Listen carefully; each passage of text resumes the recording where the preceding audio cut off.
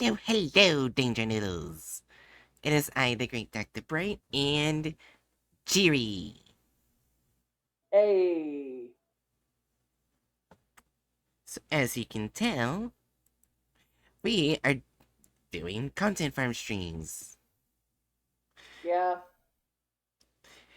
Let's melt our minds. Oh, joy.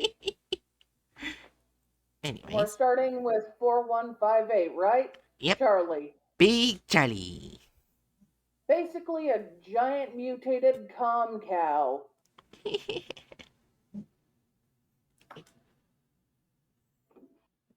Yep. Should Alright. I read it or do you want to read it? Yeah, you can read it. Alright. Item SCP-4158 Object Class Euclid. Special Containment Procedures. SCP-1458 is to be kept in an 8 meter by 10 meter cell in a heavy containment zone. The cell is to be fitted by a 5-meter trough on the east wall of the cell. SCP-4158 is to be shed of its excess mass and have its cell cleaned once every week unless the test is being conducted. X-rays are to be performed on SCP-4158 before and after shearing. The resulting meat is to be incinerated. SCP-4158 is to be fed a diet of raw beef, hay, wood, and brick. Constant monitoring is not necessary, though Charlie must be checked at a minimum of 3 times a day. In a scenario where growth cannot be regulated, the object class is to be reevaluated. Description: SCP-4158 is a bovine-esque creature measuring up to 3.4 meters tall and 5 meters long at the time of writing. Its skin is thin, appearing translucent and ripping easily. SCP-4158 is partially blind and has a bulbous head that lacks the features of a bovine, which it shares an alleged lineage. Charlie is sentient and docile, not acknowledging personnel during feeding or cleaning of its cell. SCP-4158 does not produce excrement. Charlie is constantly growing in size and weight. As such, excess meat must be sheared off every week. Testing has shown that limiting the diet of SCP-4158 does not limit its growth. Additional testing has shown that any meat that has been removed from Charlie does not display the same constant growth. The meat produced in SCP-4158 is USDA utility grade beef and has shown no anomalous properties. Despite this, the resulting meat is to be incinerated as a cautionary measure. When SCP-4158 is not sheared of its excess mass, new features begin to form, including limbs, genitalia, and in rare cases, organs. The anomaly and placement of exterior growths are seemingly random. At its largest, Charlie grew up to be 8.5 meters tall and 9.8 meters long, featuring 7 legs, 4 stomachs, 2 penises, 5 testicles, 3 tongues, before the Foundation disallowed further growth. Testing was halted after SCP-4158 began showing evidence of new neural tissue generation. Oh, brain tissue! SCP-4158 was found in Judson, Indiana in the morning of December 16, 2004. Calls to animal control were made by multiple residents about a large cow with mange roaming by Highway 17. 2 animal control officers were sent to investigate the reports. Upon discovery of Charlie, the animal control officers contact the local police department at 9:39. A Foundation plant contacted Site 64 to send containment specialists to transport it. Class A amnestics were administered to the animal control officers, and the case was closed, reporting it to being a cow with mange that was put down at the scene. SCP-4158 was transported to 64 at 12:46 with no resistance from the SCP. Containment specialists tracked the origin of Charlie to a slaughterhouse by the name of Butcher's Block, where one employee, Barney Mossman, and the manager, Jeff Fine, were found and taken to the Foundation's custody. One more employee, Rory Gildson, was later found at his residence at redacted after calling in sick that day. All three persons were taken to Site 64 for questioning. Interview log. At December 17th, 2004. Interviewed Barney Mossman. Interviewer Dr. Reeves. Your name is Barney Mossman, correct? Barney Mossman. Barney Mossman nods his head in confirmation. Let the record show that Mr. Mossman nodded his head in confirmation. Come on, man. What am I here for? Mr. Mossman, I'm sure you've been told, but you're here for questioning about the large bovine creature that allegedly belongs to your employer. You mean Big Charlie? Is that the name of the bovine or your employer? It's the cow. I didn't choose it. He was already named it when I started working there a couple of years ago. So you don't know the origin of it? No, man, I don't know anything. Anything at all. Well, I mean, all I know is that we fed it hay, but it just eats whatever it's around like wood and bricks, and sometimes the other cows. How long have you had this creature? I told you, man, I don't know. I've been working there for about 4 years, and they already had him when I started working there. They told me to never tell anyone about him. Interesting. So why did you keep it alive and not slaughter it? Fucking beats me, man. I only ever fed the damn thing. They would never tell me. Oh, right. Well, is there anything else you can tell me? Nope. I barely ever got to see him. I just sometimes shove hay in his pen. He ain't to my department. I'm a custodian. Okay. So where were you when the thing escaped your employee's possession? I was at home because it was night. And what were you doing? Well, I was just on my computer like until 11 and then I went to sleep. That's it. You can look at my internet history. I swear, that's where I was. And what happened the next morning when you came into work and he was gone? I was late that morning because I was up late the night before. Mr. Fine went fucking nuts, saying either me or Rory had sold him out to the competitors. Which I'm pretty sure ain't a thing since we're like the only one in 1,000 miles. Do you know any way they could have escaped?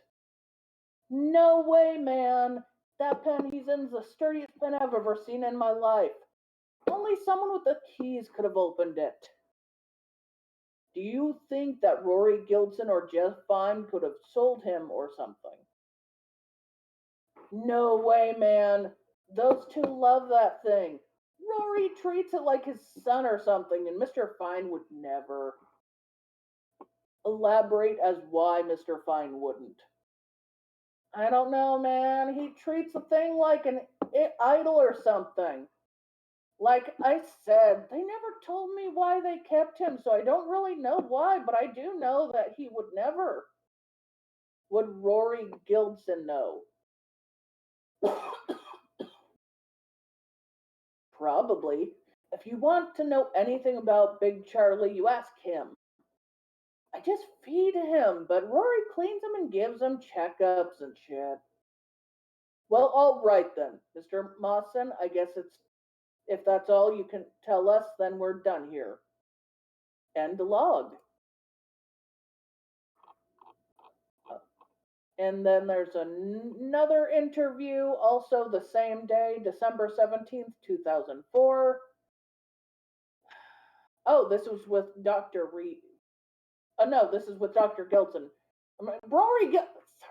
The interviewer is is Dr. Reeves. The interviewed is Rory Gildson. Okay. Can you do Rory's voice this time? Sure. Right? Thank you. All right. Again. Your name is Rory Gildson, correct? That is correct. Okay, let's start the interview. Okay. So, what can you tell me about the cow? Well, what do you want to know? Let's start at the beginning. What was that thing? Well, so do I, because I better know myself. We bought a pregnant cow for someone like two for the price of one. And one day the calf just fell out of the mama cow. Like just ripped through its chest. It didn't have an umbilical cord and it wasn't moving, so we thought it was dead. It also looked fucking disgusting. We hauled it out, but the next morning had some point woken up and tried to get in the barn. We thought this little guy is fucked. Maybe someone will want to buy him for some scientific study or freak show. So we took it inside. How long ago was this? It was 9 years ago. We tried getting rid of him by posting an ad in the newspapers, Wait, but wait, an ad about selling the creature? yeah. Editor's note: the ad was successfully redacted from all public records. Okay, let's continue. What? Nothing. Just continue. Alright. Well, we placed the ad, but nobody would buy it, so we decided that it was just a waste to keep it, and it probably wouldn't be a good idea to release into the wild, because we didn't know what it is, and doing that could fuck up the ecosystem or something. So we decided to finally put it out of its misery. So we got the cattle gun and placed it right between its beady freaking eyes, and pulled the trigger. There was a thunk sound, but nothing happened. And you're sure the gun wasn't compromised in any way? Yeah, and when we tried again, it just ended up breaking the gun. So we decided to try slitting his throat and leaving it there, but it barely bled. So next we tried to just completely cutting out its throat, but it still didn't seem to affect him at all. We decided to try and butcher it right there, where it stood, but it didn't even react. When we were done, it was practically a skeleton. We wanted to get something out of this purchase, so we decided to just pack the meat in with the rest and hope no one would notice. How did you know the meat wasn't toxic or something? We didn't, but a couple days later we realized that he had grown back most of what we cut off him. We cut off some more and then tried it ourselves. It didn't taste any different from normal meat. It was like a miracle. One cow that just eats anything in front of it and produces infinite meat. Of course, we still have other cows of show, so that people don't get curious where our meat comes from. But they don't like Big Charlie. If they get too close and Charlie gets too hungry, he'll eat them. But we don't really care. He'll produce enough meat to cover both of them. Fascinating. Is there anything else you can tell me? He's sterile. Okay, is there anything else? Well, not really. That's all there is to say. But you can't take him from us. He's our private property, and since he is the only reason we ain't out of a job, you legally can't take him away. Of course. I looked it up. Do you have any idea how it escaped your possession? No way. Barney always locks up good, and that pen is the strongest pen I've ever seen. There's no way he could have broken it, and Mr. Fine would never let that happen. Is that so? And do you know why? Well, I assume it's because he provides for us. He's the reason we've got a job. It's, al- it's also probably more than that. I think he thinks of him like his pet or something. He loves Big Charlie. Interesting. Is there anything else you would like to say? I guess not. When will I get to see Big Charlie again? You won't. Thank you for cooperating. I believe we're done here. All right, December 18th, the next day. Interview log. Dr. Reeves is now interviewing Jeff Fine. Want to do Jeff? Sure. All right. Sorry, my throat is not up to doing more voices for some reason. You're fine. You are Jeff Fine, is that correct? Yes. And you are the owner of Butcher Block Slaughterhouse, Yes. the business that your employees claim housed and fed the bovine creature. Yes. Can you tell us more about that? I bought a pregnant cow from some guy. Eventually it gave birth and now was Big Charlie. I know about the birth and the way you would shear the flesh off of it. Is there anything else you can tell me? We tried to sell it thinking someone ought to want to study or something, but nobody would touch him. I told the boys to put him down, but the cattle gun wouldn't even crack his skull. So they tried to cut him up where he stood. Next couple of days, while we were waiting for him to die, we noticed that he had regrown himself, so we decided to keep this blessing. Okay, and what were you doing in the night of December 12th, 2004, when the creature escaped? I was just praying.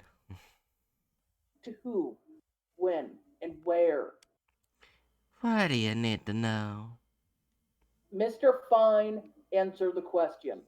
To Big Charlie. Oh, I've done it every night since we received him. and why is that? You heard what they said. He feels no pain. You can't kill him. He provides for us. He is our savior. So why would you think to pray to him? I just felt something when I was around him. I could tell that he wanted to make this sacrifice for us. Ever since he tried to get into the barn after we threw him out like heartless bastards, I knew that he cared for us. And how do you pray to him? I would open his pen, take off my clothes so that I was pure before him, lay down and receives his blessings. And how do you do that? I drink his blood. He doesn't need it, but his heart pumps and produces blood for us. And how come you never told your friends about him? I know that Charlie wouldn't like them. I've seen how he reacts when they're near him compared to me. He still provides for them, but I am the only one who he allows to receive his personal blessings. And so this time it ran past you and escaped? Yes, but he couldn't have been escaping. He must have had a goal. Had he ever shown signs of that kind of behavior before? No, not at all. I don't know why he would do that, but it has to be for a reason. We can't all know what those who know better than us are thinking. And has this prayer to it ever worked for you? Big Charlie doesn't just answer all prayers willy-nilly. He knows what's best for us. So that's a no. How dare you question Big Charlie? He knows what's best for all of us. I'm done here. I don't need to keep answering questions like this. Hey, we're not done here until I say so. Sit back down. Let me out. I need to see Big Charlie. I need to see if he's safe. Mr. Fine, sit down. Jeff Fine attempts to flip the interview table. Jeff Fine is tranquilized by the security guard on duty. God damn it, and log. It is also, that was the perfect voice for Jeff Fine. I always thought he was kind of creepy. I Figured. guess you thought so too. You gave him like the perfect voice. I gave them a voice of a cultist I did in the past. That's It is currently not believed Jeff Fine's worshipping of SCP-4158 is due to any anomalous effect at all, as suggested by a study showing no abnormal religious or ritual practices after working with Big Charlie. At this time, there seems to be no reason to discredit any of the claims made. The workers and cows were in the possession of Butcher Block Slaughterhouse at the time they were all administered Class E amnestics. The Butcher's Block Slaughterhouse was closed under the pretense that it was due to a health code violation and employees were arrested for malpractice. The identity of the man that sold Jeff Fine the pregnant cow that birthed Big Charlie is still unknown. It would be So we funny. both think Jeff is a weird creep, right? Yeah. It would be funny if the person who sold the cat was Trevor Henderson. That would be, but I don't think we'll ever find out. Yeah. Anyways, time to do the thumbnail. I think we should do like at least a 3. Plus, I feel like it's way bigger in the thumbnail than the actual picture. not only did they make Charlie bigger than he actually is, but they're trying to give him thought and aggression. Oh I yeah. feel like it's a 3 or a 4.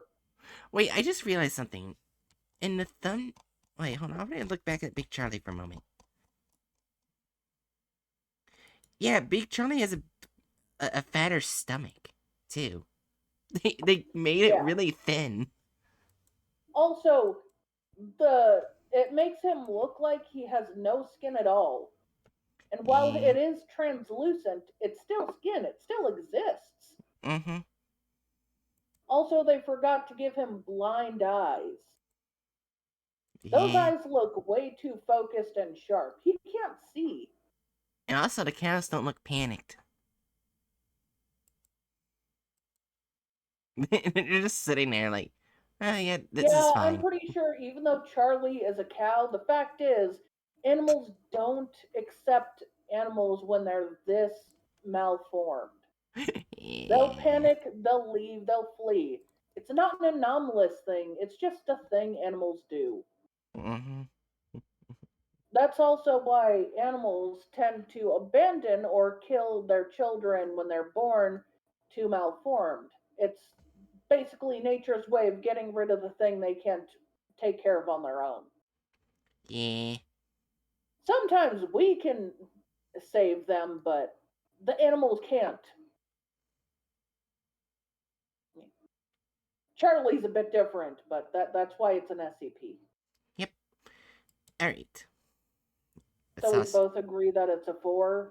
Yeah, I agree with you, because there's a bunch of inconsistencies. Yeah. We'll go with that. Alright, so let's go over to the Big Charlie thing. Yep, it shows there. Uh, Let's see. No license! what a shock! Now let's see, how much aggression do they add to a blind cow as dumb as a rock? So let's see. So, copyrighted video, no license given. Where's clickbait thumbnail? I know. What would it be clickbait thumbnail? Yes. Okay, so clickbait thumbnail. We got that.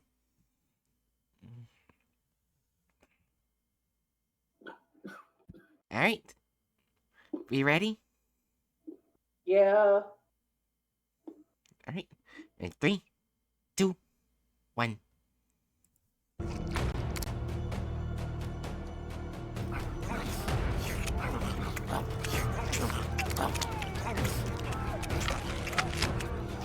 The fuck?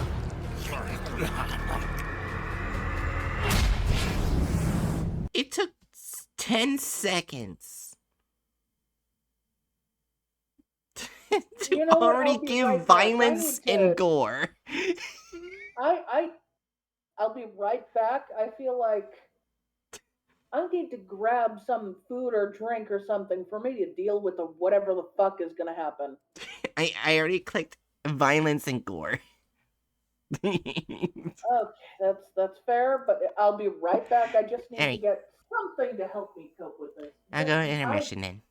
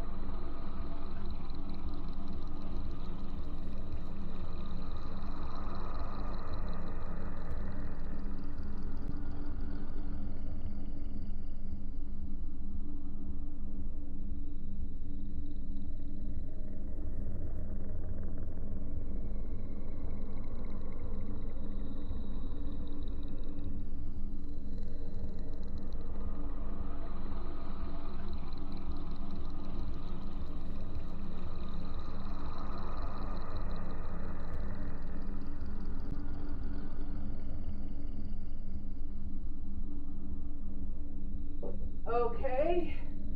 With this 40 ounce with this 40-ounce fucking shake and this burrito, I can handle this. Alright, then I'll go out of intermission. Let's see the shit show. And 3, 2, 1.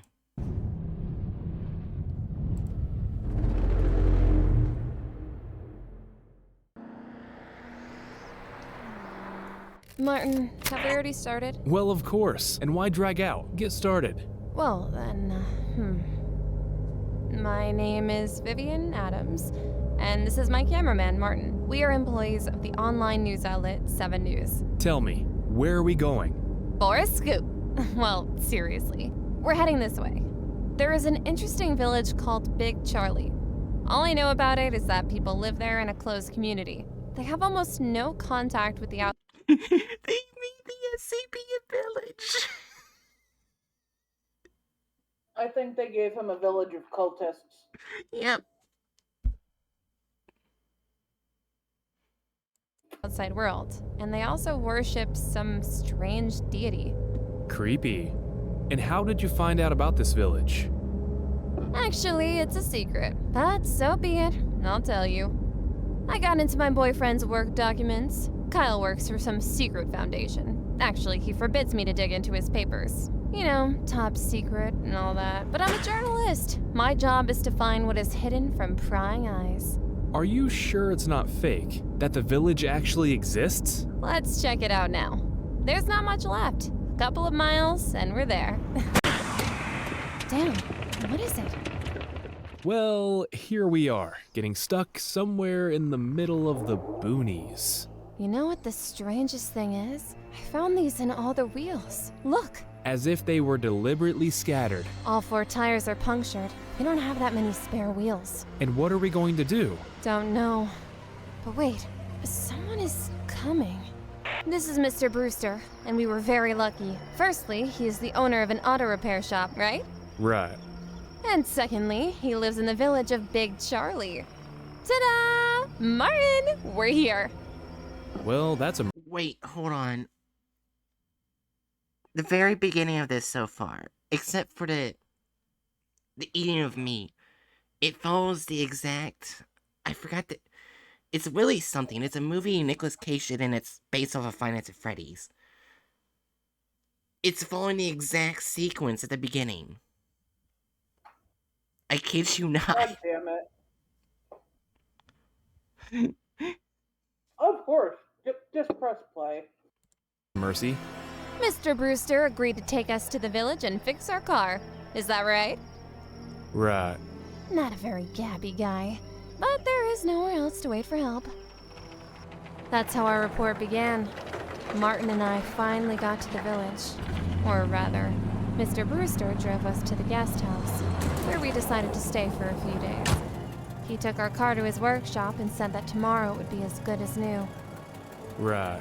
It'll be ready tomorrow. The hostess of the guest house, Mrs. Watson, showed us our rooms. Martin and I rested for a while and went to explore the village. Outwardly, it was completely ordinary, but some details suggested that all these people have some kind of common secret. Vivian, look at this. That's gross. And then we saw it. A statue of an incomprehensible creature stood on a small square, very similar to a cow, but only with a bird's head. Just some kind of creepiness. There was a mountain of food under the statue. It's not a It's like an bird's offering head. to this ugly Yeah. creature. Behind this absurd figure, we noticed an unusual building. It was something like a temple. Over the large doors hung images of the same strange creature. Inside, there's a large room with long tables.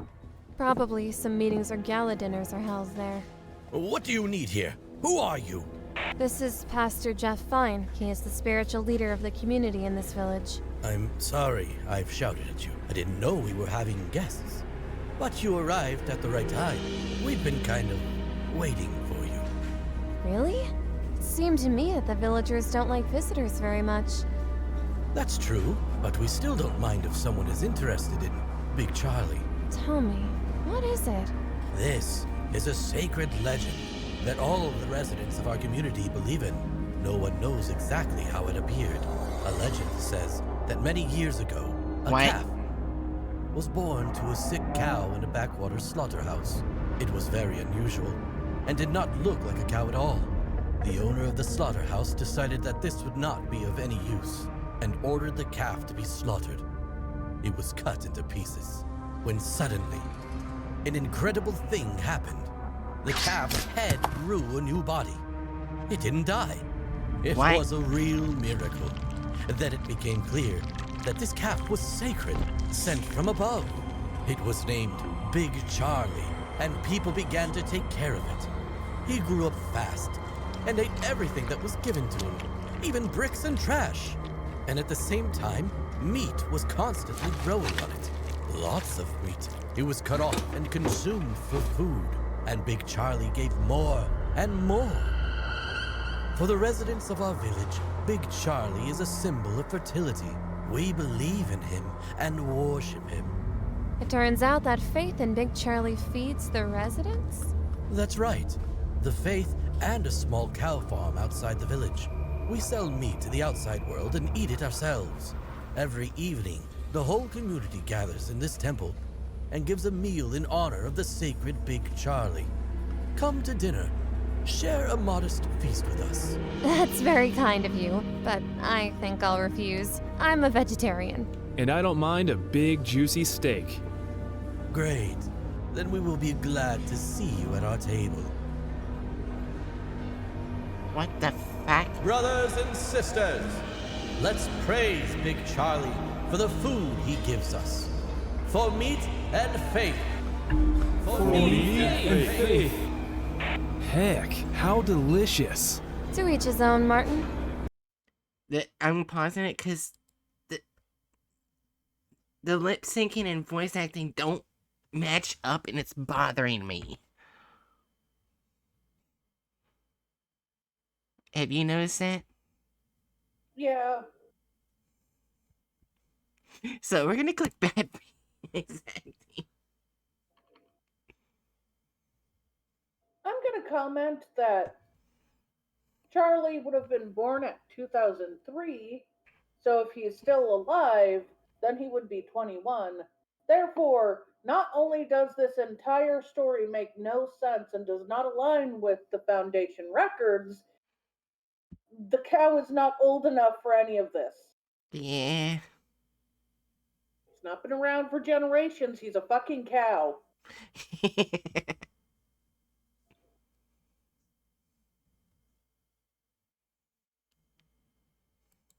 Lucky you don't eat meat. I'll get more. You can't cope with that much food anyway. It's incredible. I agree to eat it all my life. Are you alright? You're kind of weird. He tasted the sacred food. However, recently the meat has become different.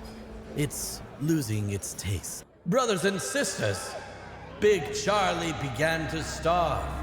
It's time to arrange a sacred ceremony and bring the tribute that he is so looking forward to. Tomorrow, we will feed him again. For meat and faith.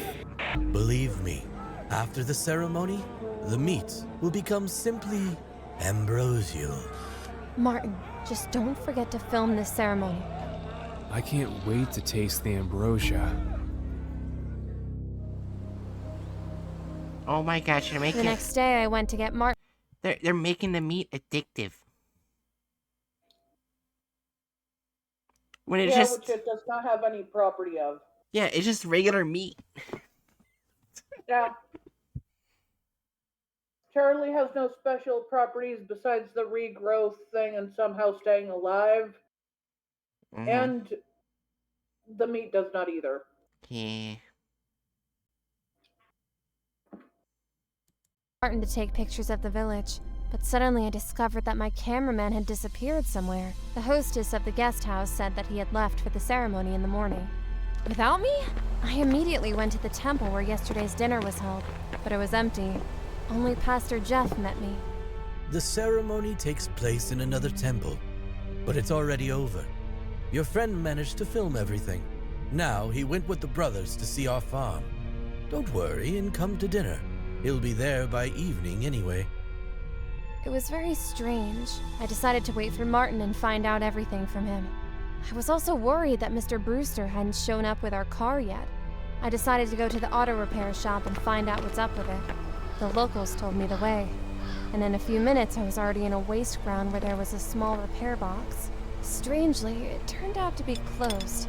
Moreover, I realized from the dusty lock that it had not been used for many years. And then something unusual caught my eye. There, behind the auto repair shop, I noticed a bunch of different cars. It was like an automobile graveyard, but where did they come from? I found various things and documents inside these cars. Apparently they were left by the owners, and all the wheels had punctured tires, in the same way as ours. I felt uneasy. What is going on in this village? I decided to call my boyfriend after all and confess everything. Hey there, V. Where are you? Kyle, just don't freak out. I'm in the village of Big Charlie. Are you crazy? Why did you dig into my affairs? I thought it would be an interesting report, and they're all insane here. I also found something suspicious. Look. Wait a sec. I'll run the numbers to the database. Why are there so many cars here? What's with these people? Kyle, I'm scared. Listen to me, Vivian. You need to get out of there right away. These cars, their owners are missing. Vivian, do you hear me? Wait, I'll call you back. And then I noticed my car. It was definitely mine. The tires are flat, and the engine has been seriously tampered with. They didn't want us to leave this place. And then I got really scared. I rushed to the guest house and quickly packed my things. Heck, where's Martin? It was necessary to find him urgently and get out of this damn place.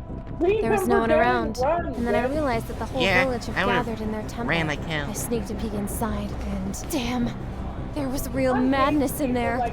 People, as if Like, you know how people in shows and movies and other things, how they sometimes act like this?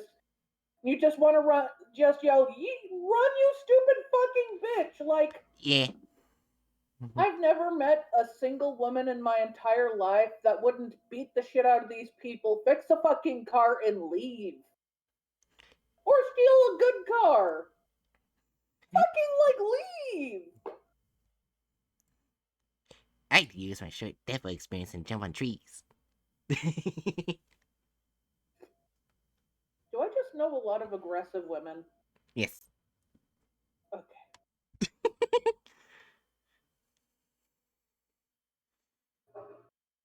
Possessed, greedily swallowed whole pieces of raw meat, taken away from each other.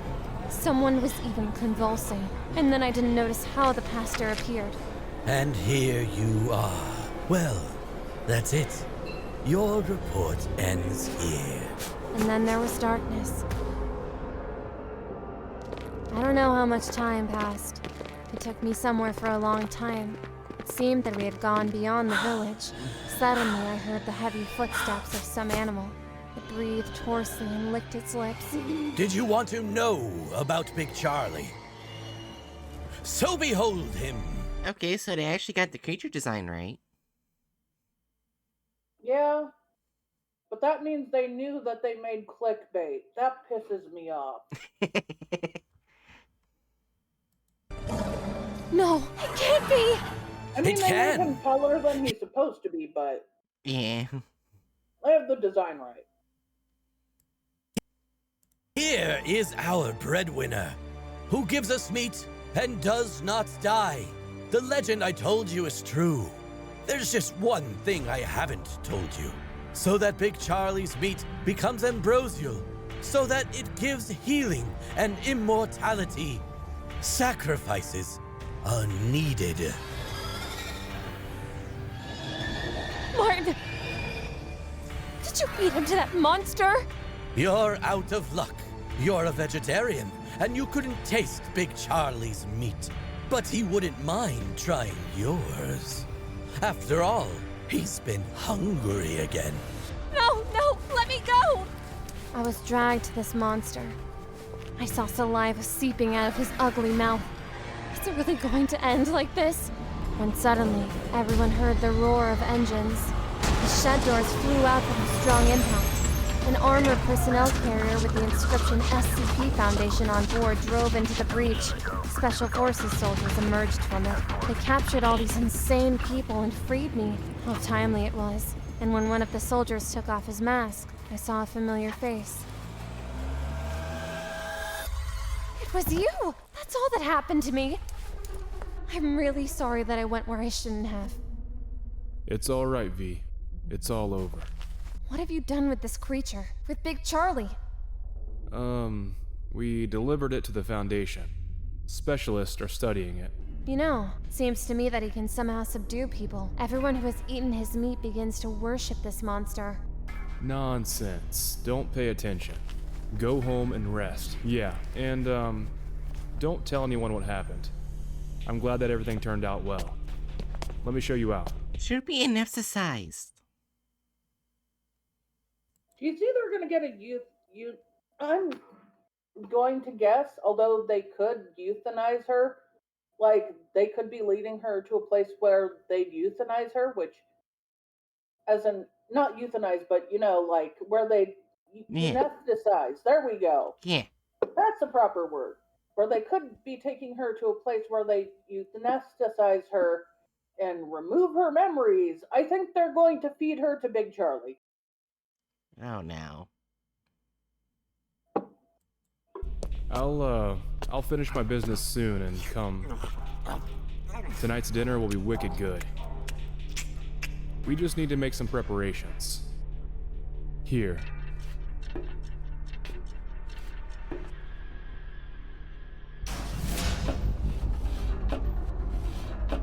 Kyle, what's going on?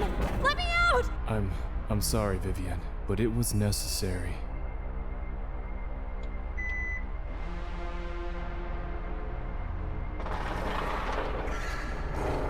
Don't do this to me, Kyle! I love you! I love you too, V. But the meat began to lose its taste. No! No! Big Charlie needs to eat.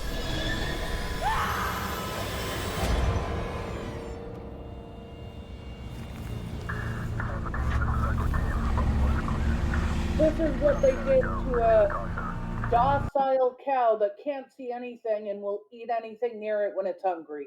Yeah.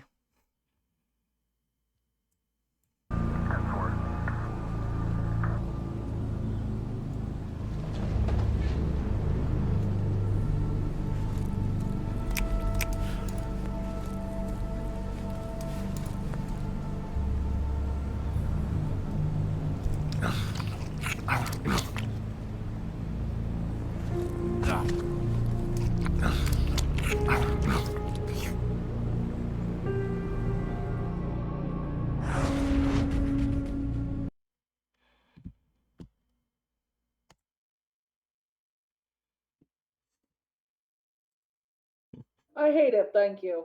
I think we know this is getting a 0. I didn't even click character removal because they did remove him. They removed every single character. They even removed Mr. Creepy. Mm-hmm. Alright. Remove character's S license 4. That's everything. Core violence 4. Deviates 4. Alright. Only men in a video / offensiveness. I guess it wasn't offensive, but goddamn, I felt offended on behalf of that woman, seeing how goddamn stupid she was.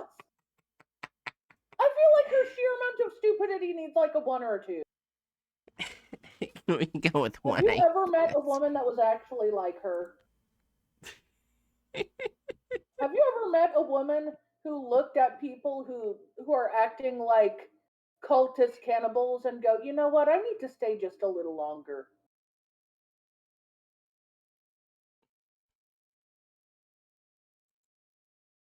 So yeah, that's a 15%. Yeah. So Jerry, are you ready to get started on the SCP that got put into 2 parts? As you, I already have it up. as Start you can reading see, it. I got part 1 and part 2 in the Chronicles thing. I thought you just separate it. Okay. Oh, Let's read it. that's cute, baby. Yeah. Alright. Item. SCP-734. Oh, wait. I forgot to do something important. Let's see. What's its nickname? The baby. Okay. Anyways, item SCP-734. Object class Keter. Special containment procedures. Any staff entering a containment area must be in contained atmosphere hazmat suits. No physical contact is to be made with SCP-734. Anyone making physical contact with SCP-734 is to be immediately removed from the containment area and placed in quarantine for observation. Any items exiting the testing area must be sterilized before being allowed to exit the containment area. Blood is to be drawn via arterial catheter once daily. The amount to be determined and reevaluated monthly. Catheter is to be cleaned and maintained 3 times daily. Blood drawn is to be immediately sealed in a container sterilized before cryogenic storage. Blood may be stored for 5 years, after which it is to be incinerated. Requests to use drawn blood must be submitted to Overwatch. SCP-734 must have a handler standing by at all times in full hazmat gear, who is to be rotated every 4 hours. Interaction with SCP-734 is allowed only when in full hazmat equipment. 734 is to be changed and fed as needed with nutritional requirements reviewed and adjusted monthly. 734 may be given toys with clearance from Overwatch. SCP-734 appears to be a male human infant between 7 and 8 months of age. 734 shows normal development and health for a child of his age and genetic background. No abnormal genetic mutations, infections, or rare cellular disorders have been found during any tests, and no origin point or cause has been found for the effects of 734 has on human tissue. Any human tissue making contact with 734 will begin to rapidly break down and flake away. This effect is most often triggered by skin-to-skin contact, but any living 734 cell can cause the effect. This flaking will begin at the point of contact 2 hours after exposure to 734 and spread at the rate of 0.5 millimeters per minute, which means by which the flaking occurs is unknown, as no form of viral bacterial or chemical agents are passed by 734 to the subject. Cells begin to lose physical cohesion, and small patches of tissue begin to peel away in flakes. The flaking begins in the tissue layer of contact, most often the epidermis, and will attack the layer exclusively for 5 hours.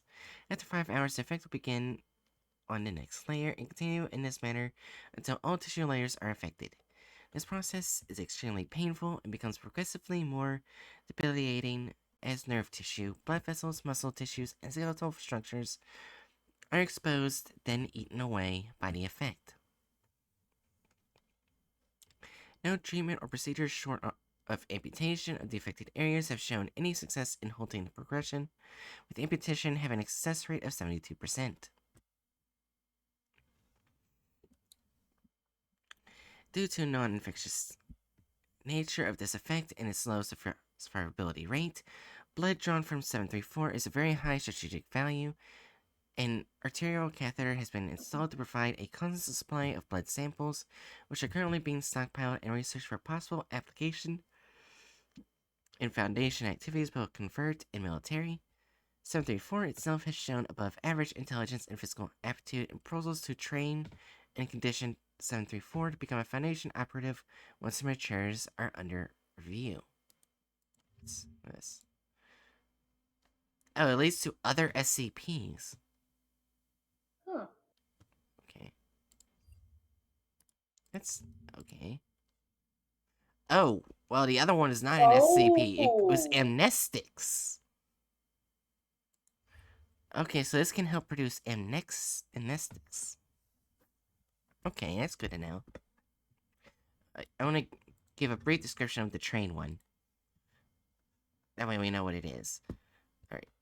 SCP-2241 is a 7-year-old brown-haired male humanoid which has a minor telekinetic ability and has shown signs of latent reality-bending ability. 2241 is led to believe that the Foundation maintains custody of him for his protection, so that he can learn to understand his powers and use them to develop more superheroes. More specifically, 2241 shows the ability to manipulate objects it can see and which are within approximately 6 meters of it. In addition to this, manipulated objects may teleport or be changed slightly, implying a more general reality-bending ability. 2241 is considered a good candidate for long-term intensive research into telekinesis and reality bending specifically, and anomalous humanoids generally. Alright, so now we got a brief description of that. Got it.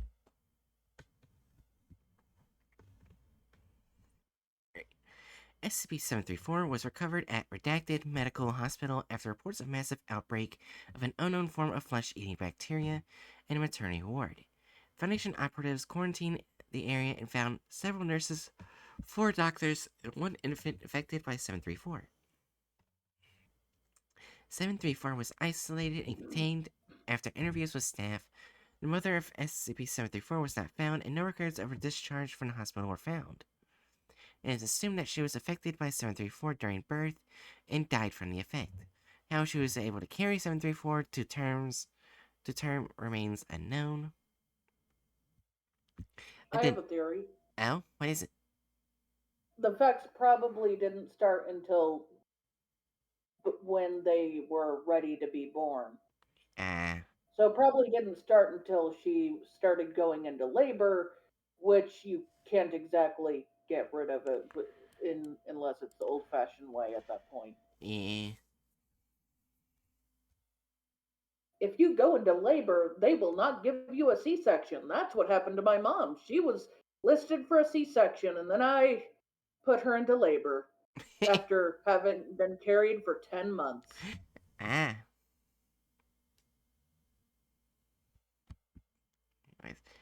A memo to handler staff. This should not be necessary. A reminder will, however, be issued to all staff working with 734, and full face masks are a mandatory part of the hazmat equipment needed for working with 734 and may not be removed at any time while on duty. 734 may be a baby, but it is still capable of causing degenerating tissue disorder in anyone coming in contact with any living 734 cells. This includes mucus. Agent Redacted removed their face mask, stating, "He's just a baby. I'm holding his hands. It'll be fine." 734 then sneezed on Agent Redacted's face, causing flaking to initiate from 26 points on her face and neck. Photographic records of the effect's progression upon her will be provided to any staff with questions or complaints related to 734 and its containment procedures. Project update. Man, Huh? sorry, keep going. Project update redacted. Testing of 734 at age redacted confirms a 98% score on the Ace-Linger Loyalty Index. Entity has been approved for anomalous weapons training.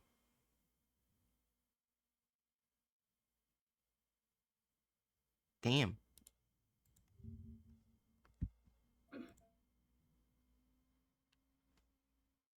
Wait. Oh, wait. Goodness. It goes to another SCP, which we should probably get a brief description of as well. Yeah, just in case. I mean, I know they never stay on topic, but you never know with these fucking freaks. Oh, I just realized the freaking the freaking content farm bingo board is still up. Whoops. I could always make a new one. No, I just forgot to make it vanish, so it was just there. I can make it. Oh. I can make it reappear and disappear. Man, we didn't even figure out if the Mm-hmm. the thing we previously watched did any of the things. I think we were too upset at it. Oh no, I was clicking on it. Oh. Yeah, I was going through. The only thing I forgot to do was place character removal. I forgot to hit that one. But other than that, everything was on. Okay. Anyways, SCP-2140 is an image derived through Project Kalinikos from SCP-2140-1-D. -1 instances alternate versions of the image. All the instances depict glyphs and a redacted script. While it is possible for persons of background to view isolated portions, 100% of persons who view completely SCP-2140, regardless of medium, are loyal. Foundation personnel with 2/2140 clearance or higher.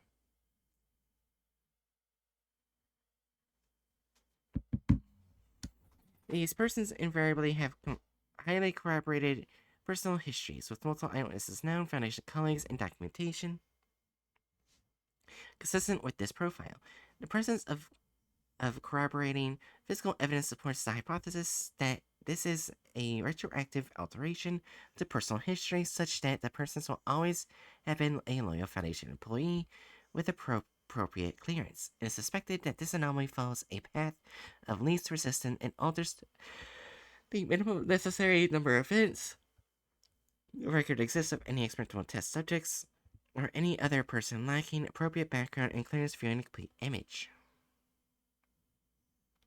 So basically, SCP-2140 is an image that makes people loyal to the Foundation. There's weirder shit. Oh, there's 2 links of alternate versions. Oh, what's the alternate version? Oh, it's just pictures of the anomaly of 2602. Oh. 2602, which is... Okay, that's kind of cool. That is And cool. in versions, let's see what this is. The assassinations of Belanegar Normacy by the coward gamers against weed. Oh. I am going to read this at some point. I'm favoriting this. Whenever it's gamers against weed, you just get interested, huh? Because they just do the weirdest bullshit. I will admit, they do the weirdest bullshit, yes. Okay, let's rate the thumbnail. Oh, wait, no, that's the wrong one. Fuck.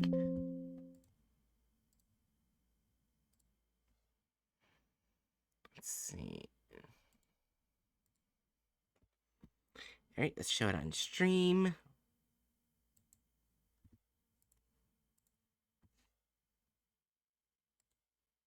And here.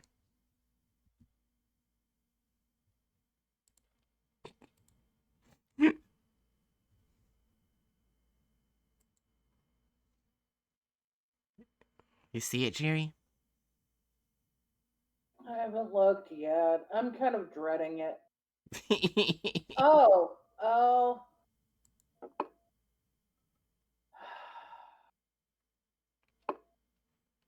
I don't think we know what she even looks like besides dead. I'm pretty sure Yeah. she disintegrated to death. Mm-hmm.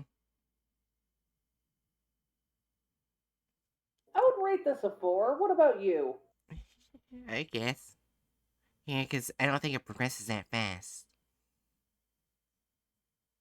Well, one, it doesn't progress fast, but two, if that was the mom, then Mm-hmm. she'd be dead by the time it was born. Oh, yeah.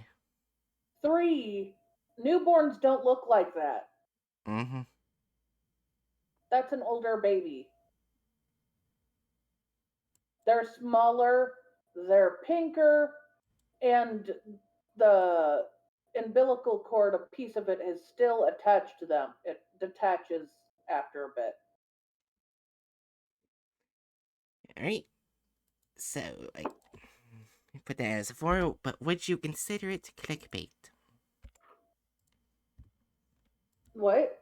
Would you consider the thumbnail clickbait? Yes. Alright. I just wanted to see what you thought. Wait, that's copyright the video, not clickbait. Whoops. Anyways, let's look at part 1. Deep breath in and out. You're a calm man. You have a shake. You have a giant shake.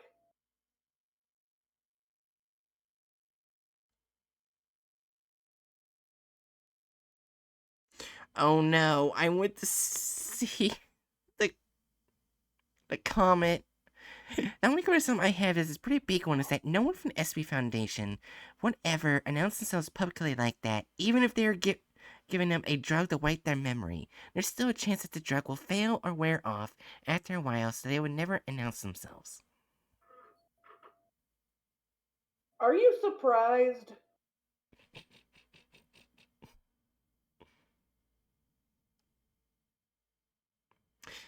No. But anyways, so let's go ahead. Copyright the video, no license given. Alright, we ready? Yeah. 3, 2, 1.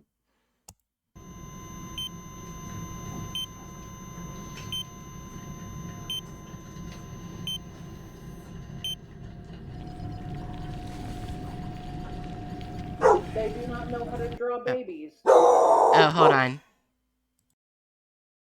Okay.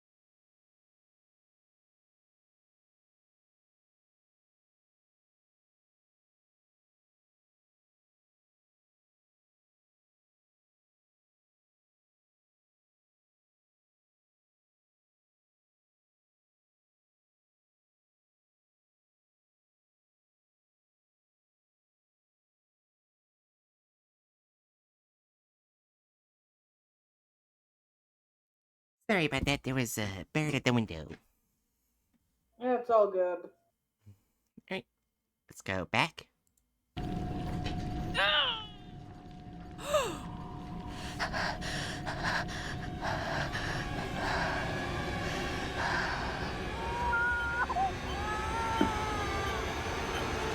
It can't be.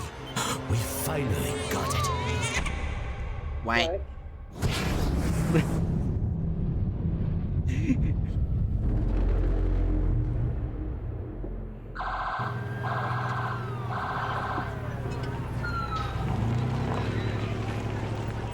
Why would it stop after the baby was born and not before, during labor? I don't know. The body does a lot of things when the baby's about to be born. And the baby is the one itself who triggers all the effects. Mm-hmm.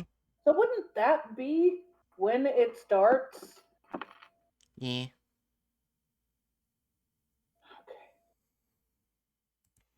It all started when we received a call about a plane crash. The reasons were still to be found out, but back then, we were worried about a possible outbreak of unknown infection. Why? The bodies of many passengers were in various stages of decomposition. Even those who survived the crash of the 002 flight. Needed plot, edit Sir, unneeded plot. You should take a look. It doesn't look like injuries after plane crash, does it? What's happened to her? No clue, sir. Others have tissue decomposition, but in less degree. So it all started with her. Take her to the morgue. I'll interrogate the survivors at the hospital. Actually, there's something else. I was informed that a baby was found among the wreckage, perfectly healthy and having not a single scratch. Plane crash, damn it! Maybe somebody would The consider baby it a is not miracle. immune to plane crashes. It's But a in my normal baby. Yeah. I needed answers. Clear and rational. I'm gonna need blood samples for the FBI lab. This is an order.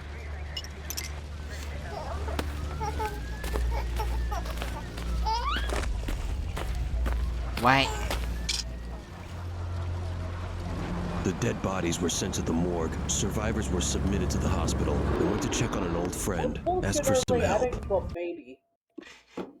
They're gonna connect. They're gonna connect another organization.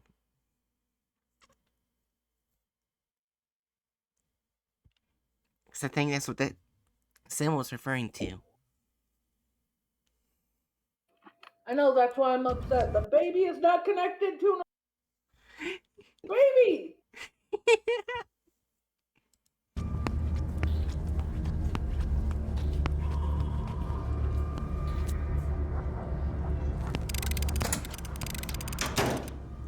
Norwood, would you do me a favor? Scott Spencer. You think about your old pal when you need something. For God's sake. It's serious. People have died. You're the best weapons specialist I know. Find out what might be wrong with the blood. I'll give the second sample to our guys in the lab. Well, the hell with you. But, I'm gonna need some time.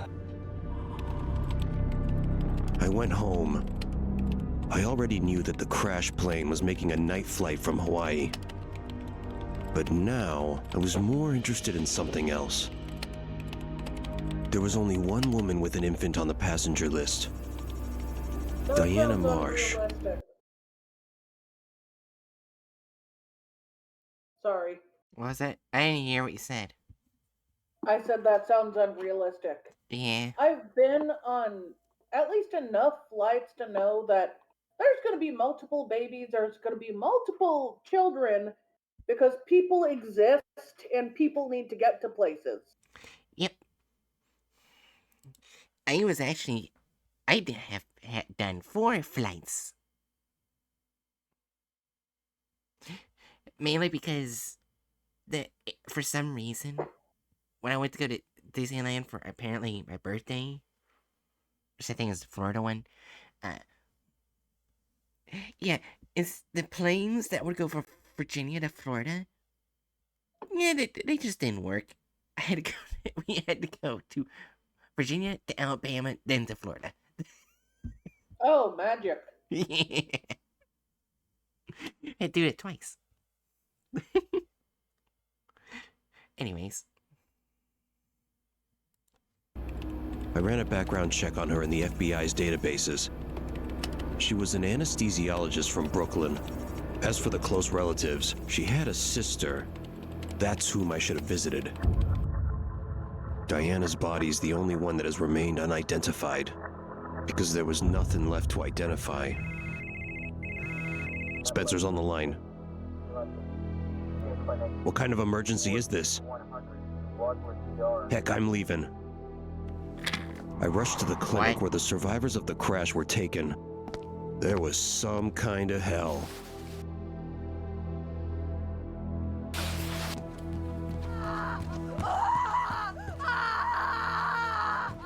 Sir, we have new cases of infection.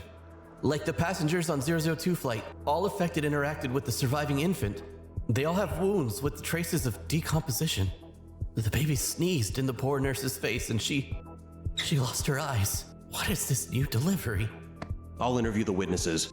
Pick out the Dean of Medicine for me and call the special unit right now. Fast! No special unit is required, Mr. Spencer. The FBI is no longer involved in this case. Starting from now, all the authority on this operation is passed over to the SCP Foundation. You have 3 minutes to get your people out of here, or we will be entitled to use a special protocol. Yeah. Go home. I'll figure out who they are. I've never heard of any SCP Foundation for years of service in the FBI. However, I must admit, these guys look serious. Were well informed and knew my name. So something was wrong here. I They hid would behind know. the counter of the station and If you were began to there. watch.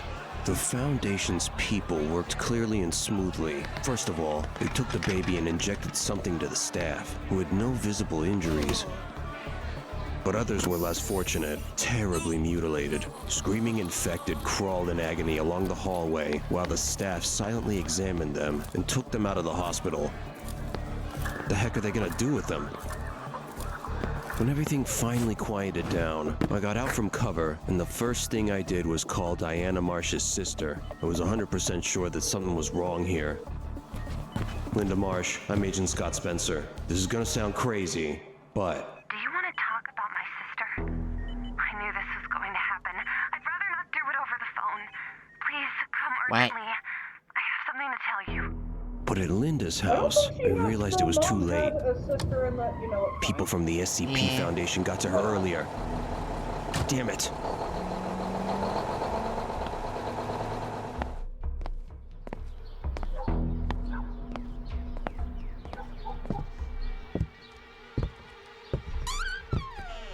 The house was literally turned upside down. Foundation's people have obviously searched every corner, but I did manage to discover something. That would have been left That there. flower. It's very similar to the symbol that was on the sheet in which the child was wrapped. Scott, I'm talking about the bodies that were brought after the plane crash. How many years have we been working together? Scott, I've never seen such bullshit before. I watched them rotting, decomposing, and crumbling. Look at that. Don't tell anyone. I'll be there soon. I rushed to the morgue. It was very strange.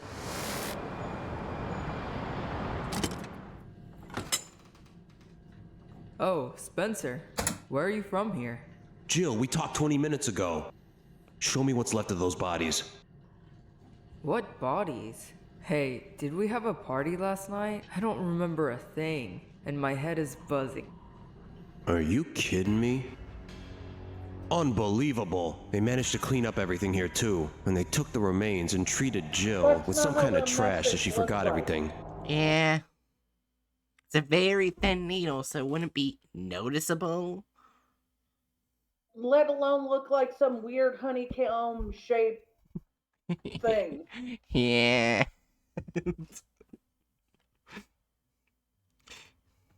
And even then, I believe it would be injected more closely towards the brain than the neck. Technically, the spine is as close to the brain as you get Ah. without personally puncturing it yourself. Then wouldn't they have done it on the back then? Not like the side? That would technically be just as good, Ah. but the jugular is directly connected to the brain. One of the reasons it kills people so fast when the jugular is torn open is because it has a lot of shit going through it. Gotcha. So the jugular would be just as good, but I also would not suggest to a doctor to randomly inject into the jugular. Yeah. It's kind of like a whoops, I might kill you sort of thing.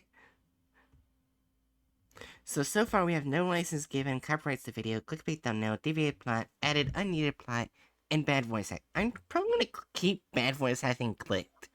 And I wish inaccurate medical information was also a thing we could add, because I feel like the way they have designed these new amnestics are needlessly aggressive. Like, you can inject it in the arm and it'll eventually get to the fucking brain. And Yeah. it's a small needle, a very small needle. It'll get to the brain eventually. You don't need this weird aggressive thing in the jugular. Yeah. Ready to continue? We're halfway through it. Part 1 at Sure. least. Sure. What's next?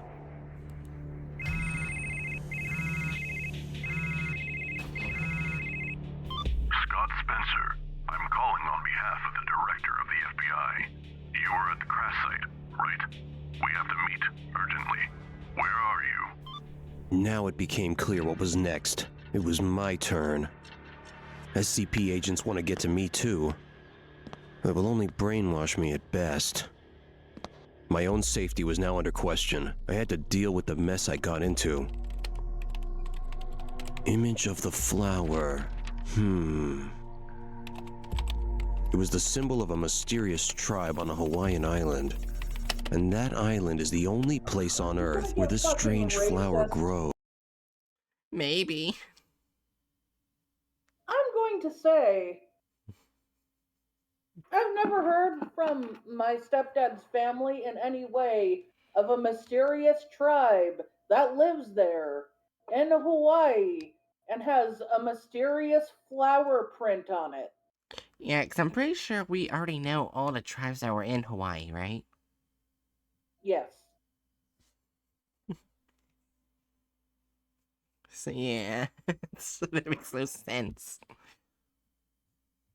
I mean, it would make sense for maybe the Amazon, we don't know all the tribes in there, because I don't think we fully explored it. But Hawaii, But we we have. know all the Hawaiian history. Yeah.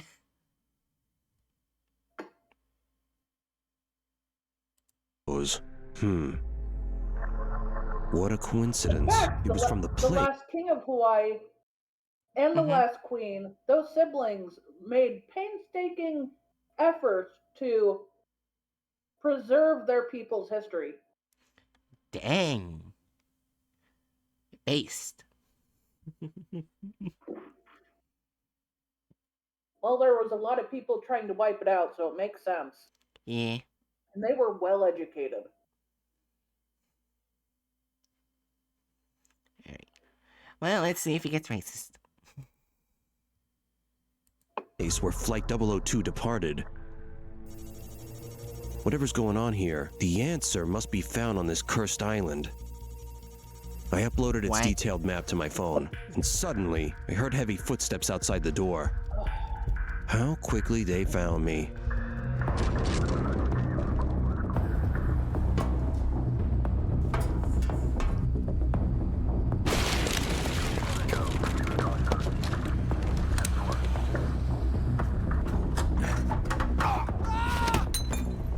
Damn, I'm too old for that. I don't care that I almost crashed. The fact that I lost a blood sample is unforgivable. What?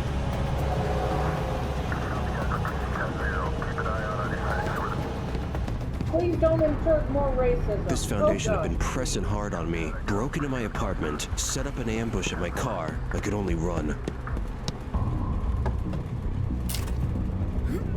You can't outrun the Foundation. People have tried that. It failed.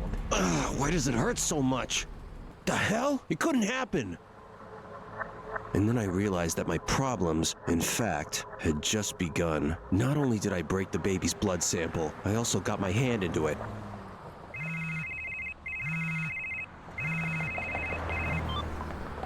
Scott, buddy, this is Norwood. I have a report ready on the blood sample that you gave. This is complete madness. The blood has an abnormal property. It quickly destroys the tissues of a living creature who touches it. This is not an infection, because an infected person cannot infect another one. But the owner of the blood is incredibly toxic. What? I can't even imagine what could have given him such abilities.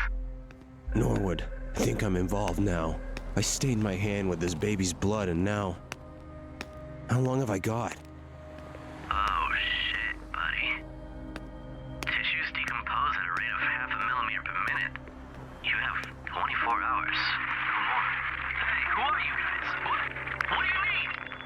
Let me go! That's it. They got to Norwood. I was left alone. I could turn into a walking dead the next day, or get to the people from the SCP, and it was unclear what they would do to me. I wasn't sure which one of these options was better. Cut off your hand. The only chance of salvation was waiting for me on that island. I wanted to be on time. The night flight was hard, but a handful of painkillers made it possible to get deep into the island. The only Time was clear. island on the Hawaiian island chain that people aren't allowed to enter is one island, but it's not cursed. It's a sacred island that no one is allowed to go to that isn't Hawaiian. If Right. you aren't Hawaiian, you are not allowed on that island.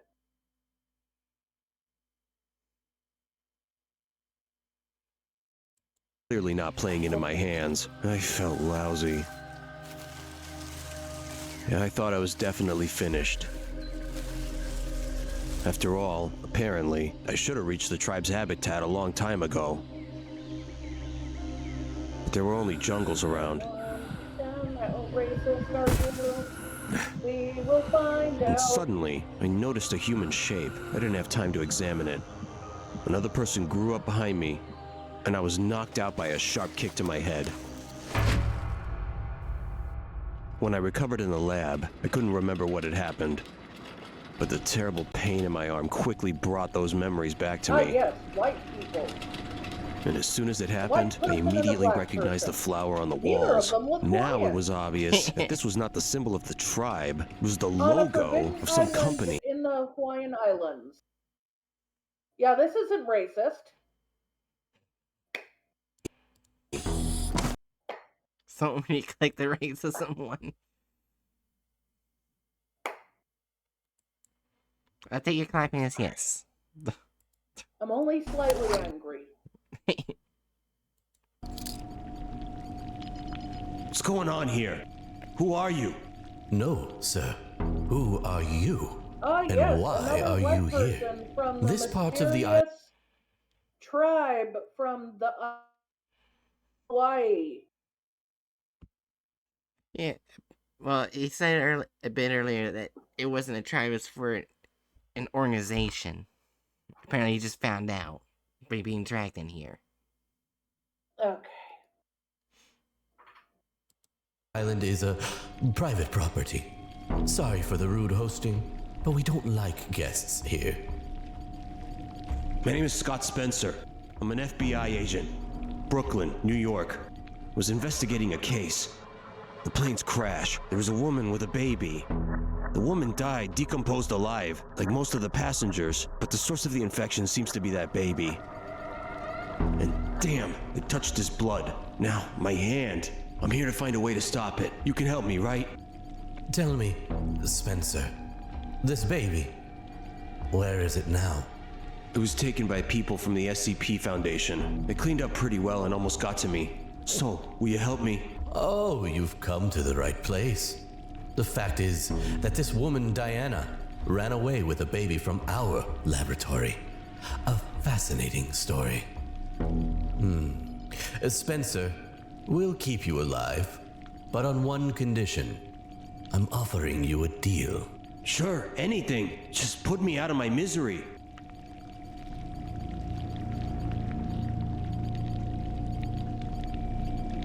What?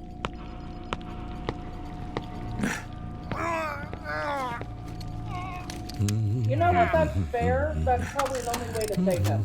Yeah. But they use That's some great. sort of painkiller. Yeah.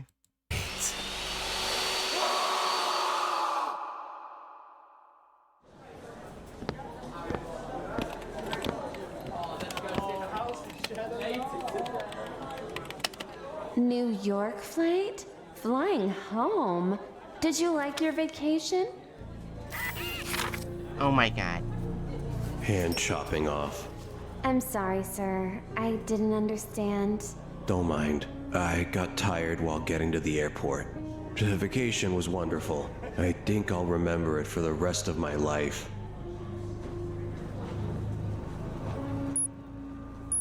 Oh my god. The fuck? Well, we ready to rate it? Rate part 1? 4444. Also, there's no such thing as a private island of Hawaii. Yeah. So you want to give it a 0?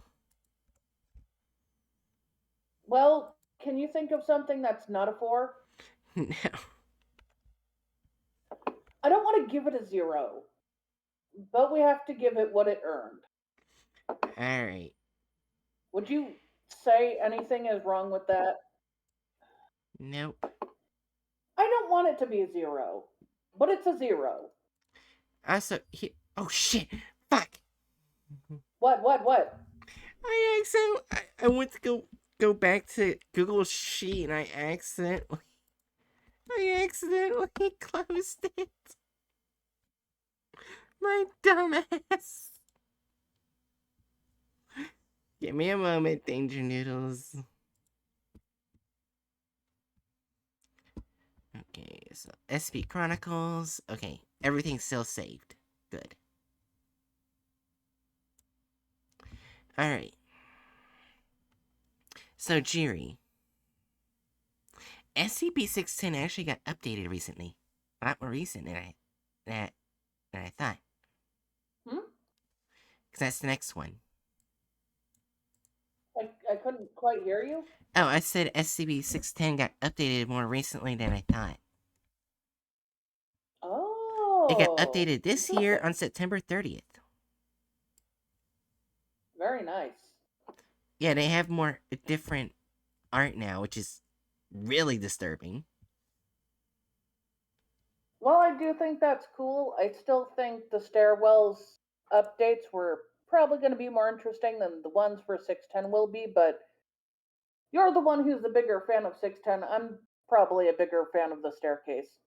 Alright, so I guess you'll read the next I one after just this one. vibe with wanting to be left alone. Yeah. Yeah, I guess you'll take the next one. You take this one. I was just saying I guess you're taking the next one. Yep.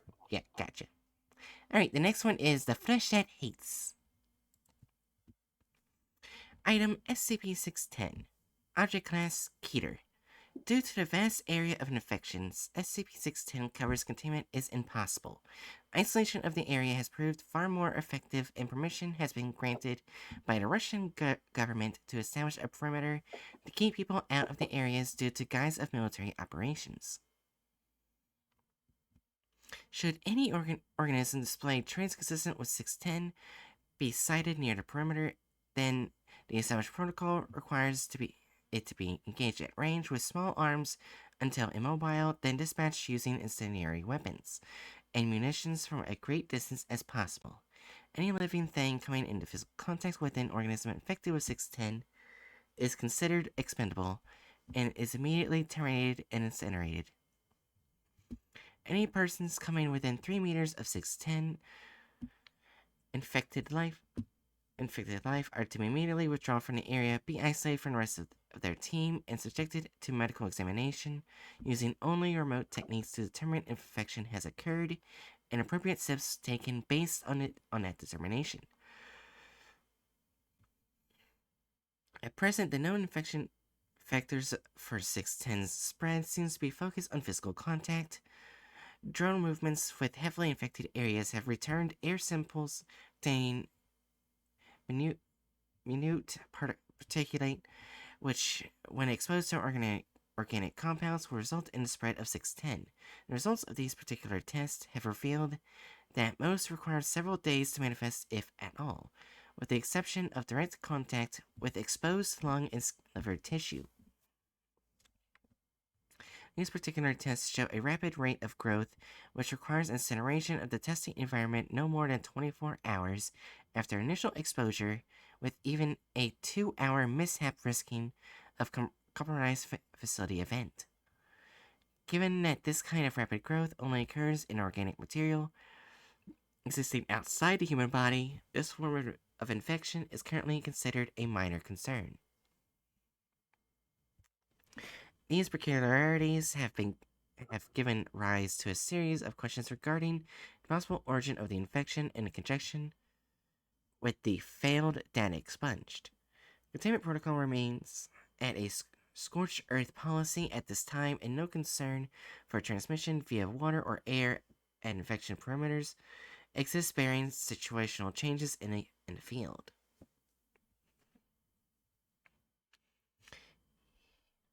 Yeah. Description. Initial reports of SCP-610 came direct from the Russian government through undisclosable channels. These reports consisted primarily of disappearances of farmers in the region and were not considered until the local police, followed by the regional police, and finally a governmental dispatched agent, all failed to report within a 72-hour period. A small military contingent was dispatched to the area and quickly withdrew, at which point the Foundation was contacted to investigate. The area of 610 effects is close to Lake Baikal in southern Siberia. Areas of known infection are marked on a map provided to us here. Oh, cool, they included a map this time. That's cool. That is very cool. Oh, I guess we get to see the infection areas. Oh!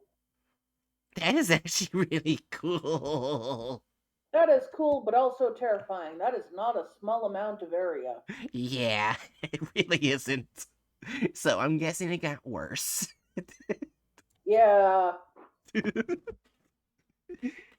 like, we cannot destroy this, so we isolate it, and then it's like, no, I get out. Yeah. Containment perimeters are marked in blue surrounding this infection areas, and as of present, no further locations have been identified. Incursions into the perimeter must be reported prior to conducting, confirmed during exploration, and debriefed on immediately following return. SCP-610 appears to be a contagious skin disease, at first with symptoms including rash, itching, and increased skin sensitivity.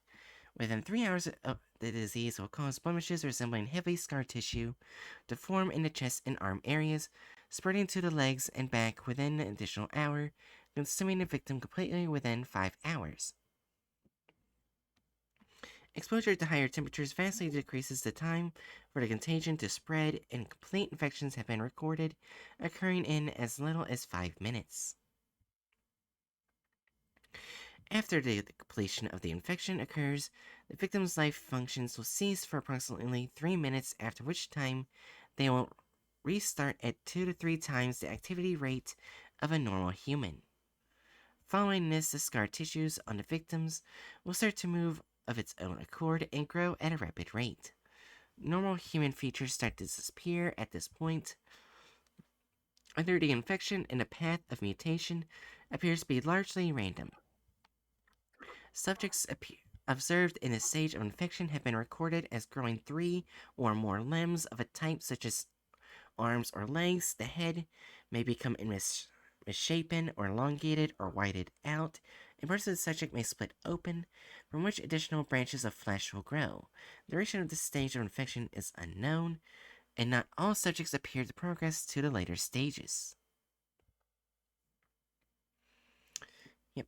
Under unknown conditions, an infected individual will cease moving and place itself in a location it deems suitable, where it roots itself.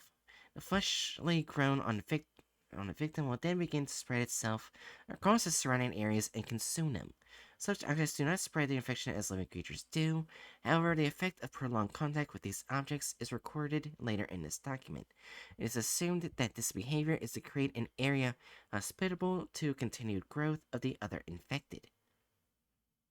Okay, yeah, it already got worse.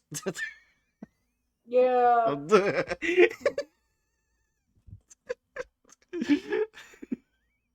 Jesus Christ. Observation of life infected by 610 by staff is impossible. Those infected with the disease immediately seek out aid as natural human impulse, resulting in unintended infections. Those infected past the scar tissue phase actively and aggressively attempt to infect anyone approaching them within an unidentified area. It has been established that should an infected be capable of sight and observed and an uninfected, it will proceed toward them. If the infected has lost the ability of sight, a range of approximately 30 meters is considered safe. You have to be 30 meters away, Jesus Christ. Yep. Observation of 610 infected settlements have been established using artificial methods such as remote robots. The data returned from these observations, coupled with the openly aggressive nature of the infected to attempt to spread 610, has resulted in the Keter classification. However, so long as nothing is allowed to enter or leave the infected areas, it is considered to be a neutralized threat. Of concern are cavernous areas beneath the infected settlements that were discovered during exploration, and attempts to research personnel into these areas are underway. It went underground, Jiri.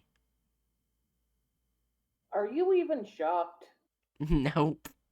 I'm guessing that's why they root themselves. Well, yeah. Okay, so we got L1, L2, L3, L4, and L5.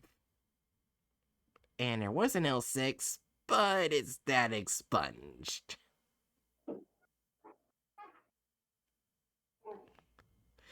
Alright. Anyway, SCP-610-L1 is a small remote-controlled rover is sent to Site A to locate missing personnel. Uh-oh. That does not sound good. I don't think they're seeing them again. Yep. Alright. After establishing a containment perimeter for SCP-610, the Russian government approved a request to research and investigate the area. For the first such exploration, a small camera-mounted unit known as Herbie was dispatched at a safe distance and directed towards Site A. Herbie was a battery life of 12 hours and a controlled range far wider than that required for this dispatch. Herbie is able to enter Site A without incident. The landscape around Site A shows early stages of assimilation by singular SCP-610 infected who have fallen to at largely random intervals around what remains of the village. Many of the homes appear to have suffered fire damage, long since put out. However, a fair amount remain intact. Aerial reconnaissance of Site A combined with thermal imaging has put it at an estimated population of 79 infected. Immobile infected are included in this number. However, it is difficult to ascertain an exact percentage of mobile versus immobile. Varying degrees of physical mutation due to 610 are present in Site A, and it is assumed that all the inhabitants are in advanced stages of infection. Herbie observed the exterior of the village for 2 hours, during which time all infected behave with what appeared to be a loose sense of social structure. Because Herbie remained stationary during the observation period, it is unknown precisely what each individual infected person was doing. However, the Central Plaza experienced occasional bursts of activity and downtime. Requiring more information, Herbie was directed to follow an infected as it entered a home. There is bumpy camera feed as Herbie scoots over to the gravel behind quickly shambling infected person. The interior of this home is the same as that attached to the primary file for 610. The infected being tailed is one sitting at the table. After entering the home, Herbie's camera was raised slowly as to not draw attention. This action was either unnoticed or ignored. The infected person is watched from the doorway as it hobbles around the home and stops at each of the other visible infected organisms. However, it appears to ignore the one under the table, which, while not immobile, does not leave the area. What this creature was before infection is unclear. After lapping the table and repeating this procedure 3 times, the primary infected person, known as Alpha, henceforward stops at the bedridden infected, known as Beta, and proceeds to assault it with furious punches. Beta is unable to leave its bed for unknown reasons, but is not completely immobile as it flails its arms in response to the beatings delivered by Alpha. After several sustained minutes of this beating, a piercing sound explodes from the area around Beta, who then proceeds to project a cloud of unknown matter into the air from his chest cavity. Alpha lingers in the cloud as it floats in the air around him, slowly descending to the ground. The unknown life form on the table aside Beta begins to twitch in an apparent seizure, and Alpha then laps the room twice more, stopping again at each infected organism but still ignoring the one under the table, as well as Beta now. After these 2 laps, Alpha seats itself at the table and reaches out to position the 3 plates atop it, as if setting it at a dinner set.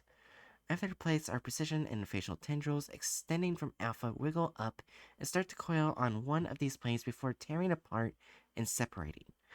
This is repeated at each plate. An image attached to 610's primary file is a still image of this occurrence. After each plate is filled with Alpha's flesh, it leaves the table and approaches Herbie, which is moved from Alpha's path. Alpha leaves the home, but Herbie's camera remains focused on the table. After several minutes, a group of comprise of 6 to 7 infected enter the room from outside, still ignoring Herbie. Each infected shambles as it moves, if movement is difficult, jerking in large steps of squirming in small ones. These infected all surround the table and each take turns grabbing handfuls of the flesh substance left behind by Alpha, pressuring it into whatever orifices on themselves that they can.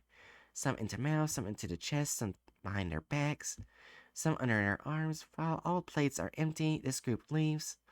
Herbie remains here for several more minutes before retracting its camera and leaving. Immediately after leaving the home, Herbie collides with an object, panning the camera around. The obstruction appears to be Alpha, whose facial tendrils are intermingling with another infected, having similar mutations. The impact is ignored and 2 infected part ways after several minutes. Herbie is then directed to explore more areas of the village. The remains of what appears to have been a store show signs of severe fire damage as well as activity inside the building. When Herbie moves to investigate, the door is slightly ajar, and with further moments of Herbie, it is pushed open. No notice is taken of this action, or it is ignored. Inside the store are several infected persons, most of whom are standing around. However, one is on the ground, rolling back and forth over the space of approximately 0.3 meters, and is ignored by the others. Herbie rolls under the divider, separating the cashier area from the customer area, and pans around behind the counter. The upper half of a person is protruding from the cellar door. Behind the counter, this person does not appear to be suffering from advanced infection and wears the garb of a Russian soldier. Harry zooms the camera in to confirm identification and is noted that the eyes of the person are in constant movement while focusing on Herbie. The rest of the soldier does not move. Harry is directed to leave this area and proceeds to the back room. In the storage area, a large pile of bodies are stacked together. Some pieces of clothing are visible and appear to contain both military garb and everyday clothing. No facial features are discernible on any of the bodies due to the way that they are stacked. Atop of the bodies, an infected sits, appearing to have its lower parts fused to the pile and with its upper half in a wily state of flaming and seizure. Approximately every 10 seconds, a burst of spores flies out from the top of this infected, which linger in the air. Harry starts to leave the building. After leaving this building, Herbie passes by the village well, surrounding which are a series of immobile infected, all facing the well. The arms of each of these infected persons are stretched out, one in contact with the next, forming a perfect chain, save for one whose arms are down at its sides. Herbie passes by the last infected to approach what appears to have been a town hall or mayor's building, when the infected becomes mobile and snatches the rover up. A video feed from Herbie focuses on the face of the infected, which is strangely in perfect shape given the condition of the rest of its body, which is horribly bloated. This infected was once a young girl from appearance, age estimated 10 to 12. Herbie is rolled side to side in its grip as his face stares motionless at the rover. The infected's face suddenly balloons in size and explodes outward in a series of fleshy flaps that grip Herbie and draw it inside. Herbie's video feed terminates here. Herbie was considered lost at this point, however, no one at the control remembered to turn off the video feed, assuming it cut. 5 hours later, Herbie's video feed resumed, stationary and at a raised level, pointing at an upper rim of the village well. The video feed contains some blur due to what appears to be a slimy film, which often oozes across the lens. When not obscured, it provides perfect quality of recording. Herbie does not respond to any remote commands, but its video jerks back and forth from the target to target, zooming in and out of its own accord. Video feed is cut manually, and all connections to Herbie's unit are ordered erased. Well, damn. Well, we know what happened to the Russian people. Dead. Yeah.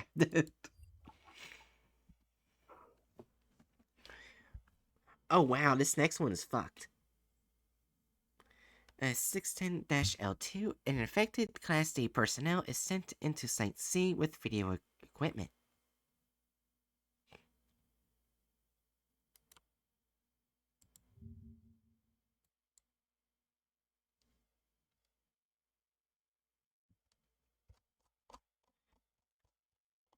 Alright. During construction of the perimeter surrounding 610's containment area, several Class D personnel were infected due to the assaults from infected villagers or animals roaming the area, in addition to a number of infections as a result of escape attempts and careless behavior. Most of these infected personnel were immediately destroyed with flamethrowers. However, a small collection of infected were contained in cold storage units, which prolonged the inevitable progression of 610's mutative properties. Okay, so cold weather can stop it, which means it would have very trouble being in North Pole or South Pole. Technically, it's probably already in a cold area. It's already grown that much. Imagine how it's grown Florida. Oh, yeah. Oh, Jesus, it would spread like wildfire. Yeah, now it's clicking. Yeah. Yeah. The decision was made to utilize some of these infected personnel as video relays and dispatch them into nearby sites. Due to concern over the lost equipment, as evidenced in 610-L1, all 3 subjects that were used in this manner were sent in with a single video system to Site C. Additional equipment issued for this dispatch include 1-gallon container of gasoline, 3 emergency flares, 3 9mm pistols with 3 magazines of ammo each, 3 single-serving food rations.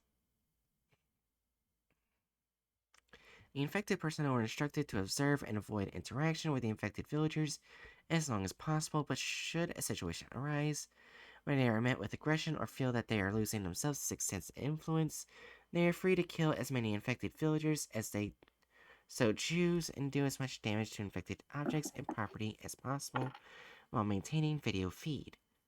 The intent of this order was to provide data of 610 infected communities in a raid situation so a plan of eradication could be better established.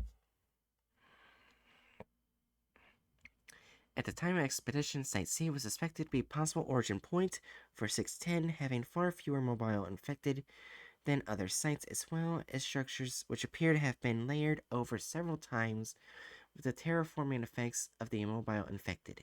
Dispatch Class D personnel, known henceforth as DI-1, DI-2, and DI-3, were directed to pay particular attention to anything that could be considered an origin point for 610. The trek from our perimeter camp to Site C was uneventful. There is no evidence of any native animal life in the area. As Site C is approached, there's a noticeable rise in the temperature within the last 30 meters of the trip that necessitates removal of a heavy cold base coverings that were provided. Temperature rises again sharply at the entrance of Site C proper, which requires a further shedding of garments for a fear of heat stroke. Site C is considered to be heavily humid and around 32 degrees Celsius or 89 degrees Fahrenheit. Okay, well, that's terrifying. One of the first immediately noticed traits about Site C is an array of immobile pylons which encircle what is believed to be an entirety of the site. Separated by an apparent distance of 5 to 6 meters, each pylon appears to be 2 to 4 infected persons fused together in one spot. On some of these pylons, features such as faces or anuses are still visible in addition to several other holes which do not naturally occur, all appearing to act as heat vents. Where the heat is generated is unknown. Current belief is that this is an advanced stage of 610 terraforming its environment to facilitate spread of itself. Okay, now that is even more terrifying.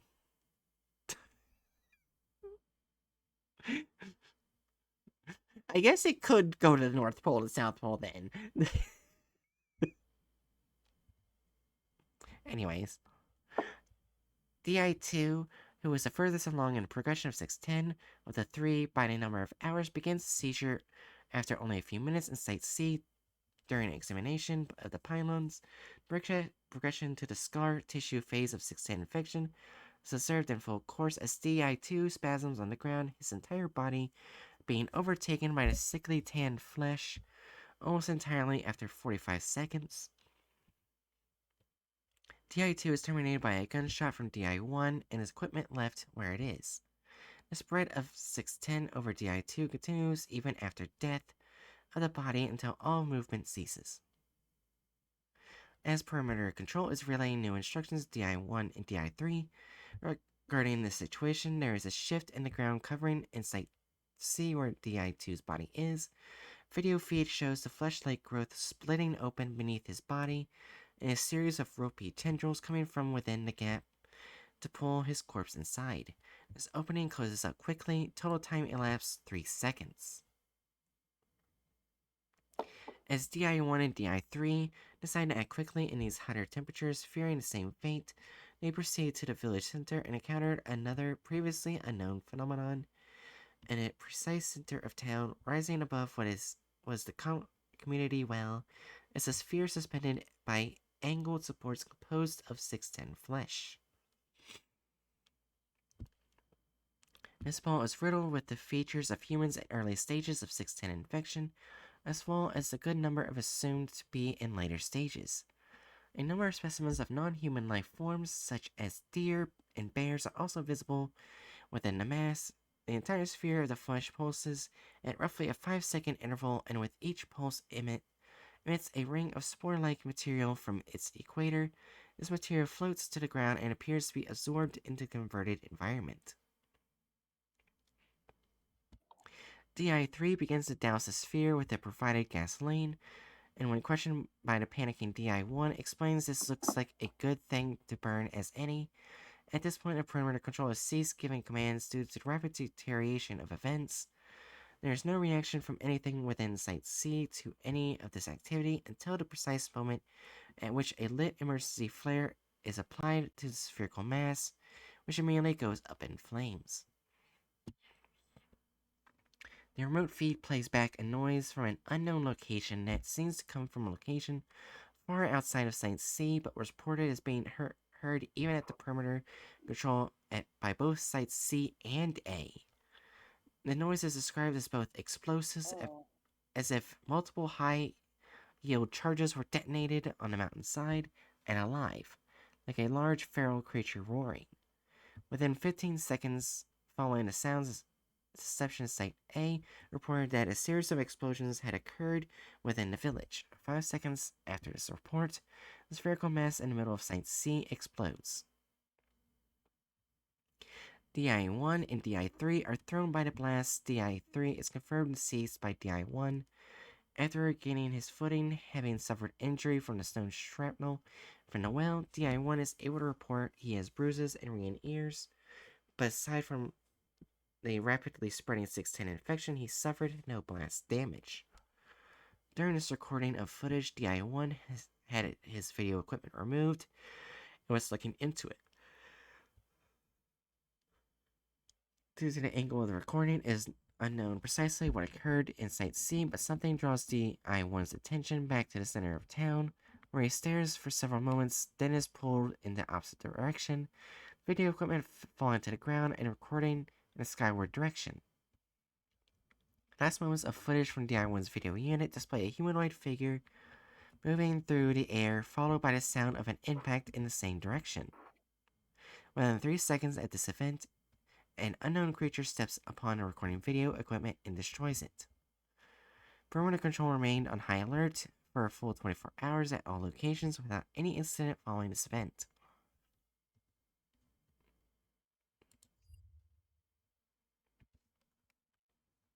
Alright. Okay, so it's gotten more terrifying because I think when I first read it, it only affected humans. So now it affects any life. It's gotten more terrifying. It's gotten more intelligent.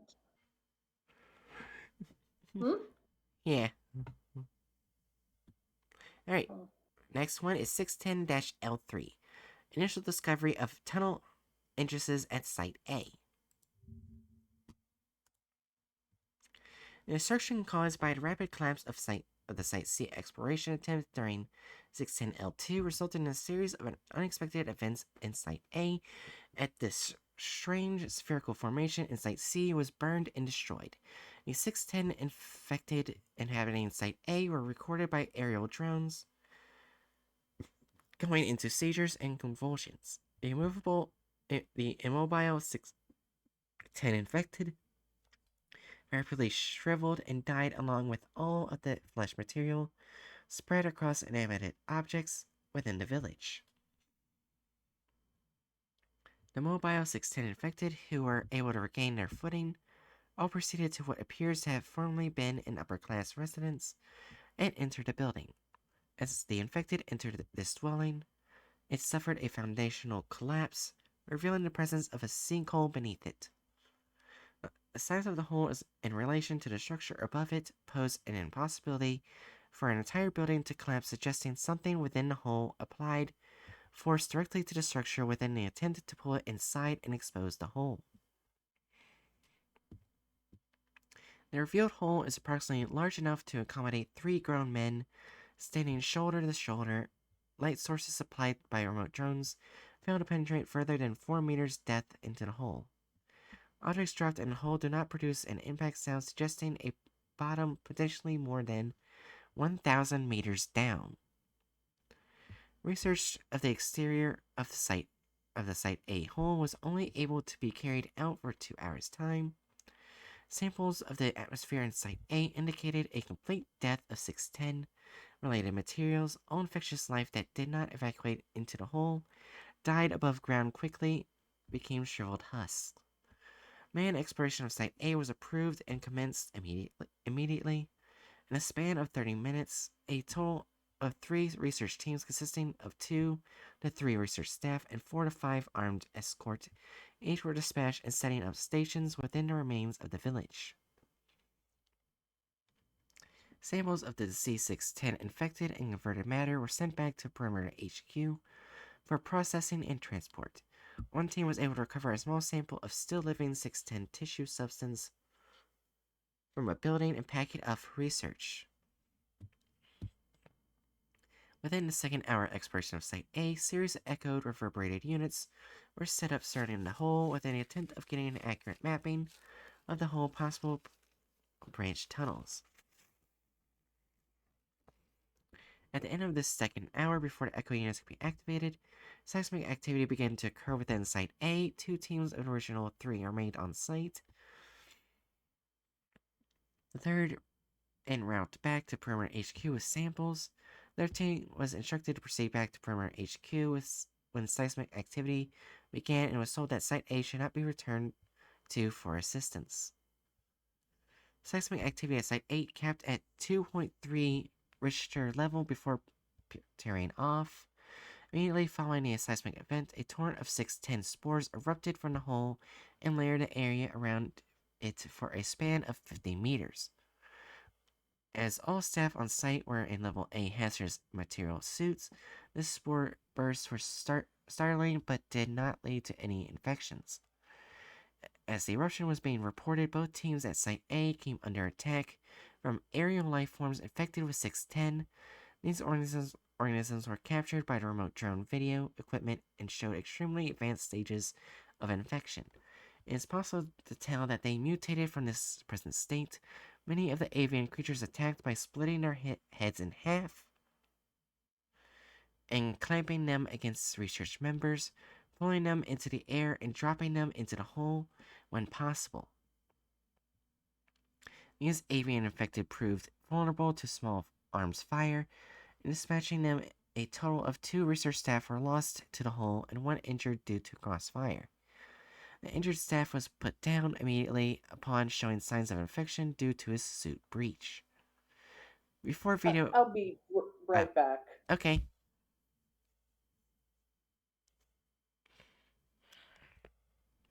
Before video and radio contact was lost with the remaining teams of Site A second seismic event began to occur, starting out at a 1 to 1.5 range in scale.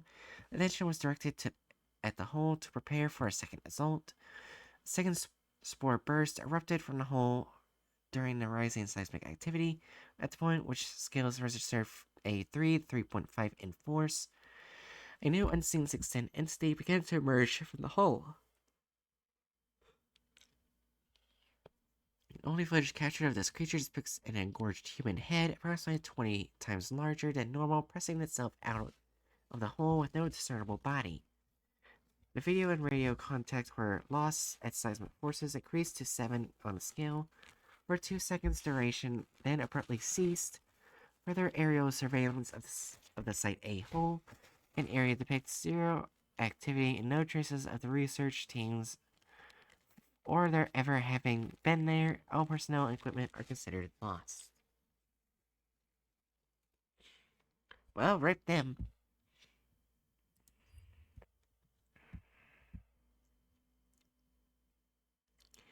Alright, 610-L4. Unmanned exploration of the Site 8 tunnels.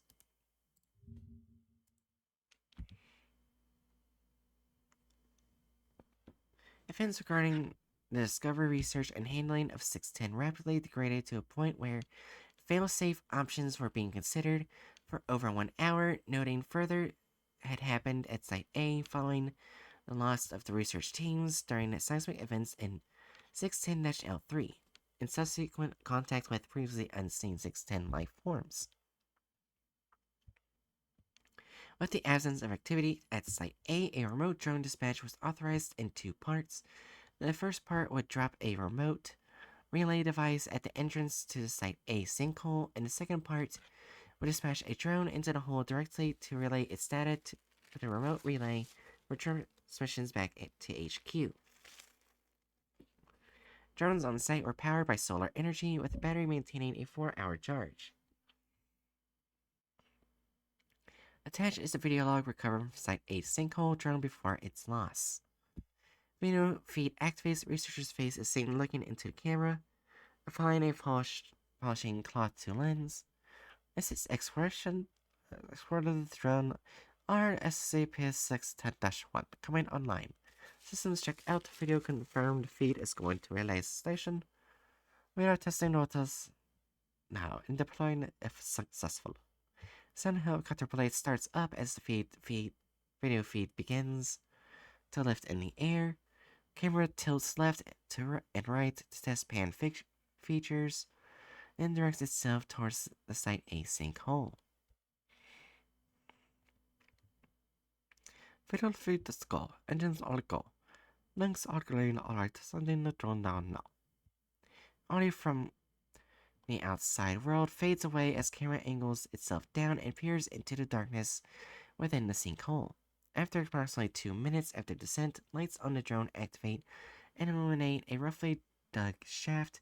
Initially, it is unclear what could have created the hole, but at a glance, it would appear the shaft was created at a single event rather than dug over time. At 15-meter descent, there are traces of 610 material attached to the dirt and stuck to rocks. The material is dormant but retains its texture and appearance, unlike samples from the above ground level, which shrivel and dry rapidly. There is a possible connection that this material and the events last recorded during 610-L3 descent continues. At 100 meters in depth, branch tunnels become visible in the walls of the sinkhole. Panning of the camera reveals small tunnels branching out at apparent random intervals, but which are not restricted to any one side of the hole. These tunnels are considered too small for any useful exploration to occur. Descent continues. Increased density of 610 materials on walls is noted as depth increases. At 250 meters, the bottom of the sinkhole becomes visible and the tunnel slopes sharply, suggesting a natural formation, which has already been suspected. Drone video shifts to illuminate this tunnel, and drone proceeds forward through the area. 610 coats the entirety of the tunnel now, and care is taken to keep the drone from coming in contact with any surface. Movement is detected 5 meters ahead. Lights on the drone are dimmed, and weapons come online. The SCP-610 drone is equipped with a 5.5mm machine gun, consisting 50 rounds of ammo. This is meant to be used to deter wildlife away from the drone and defend against aggression when possible, rather than to dispatch a target, although it is fully capable of handling human aggressors in small groups. Camera focus turns to the moving mass of flesh ahead at 3 meters. After focus clears, the movement appears to be coming from what appears to be a deer, uninfected, wriggling in the grips of tendrils composed of 610 material. The deer is being suspended above the ground with unclear intent. The drone is moved past the trapped deer while holding it in view of the camera until safely away. Nothing occurs with the deer, and the drone proceeds past undisturbed. Briefly fairly level ground of the tunnel displays large humps and apparently random placement 5 meters ahead of the drone, 30 meters past the encountered deer. Upon approach of these lumps turns out to be similar to the infected villagers who escaped from Site A into the sinkhole after the destruction of Site C.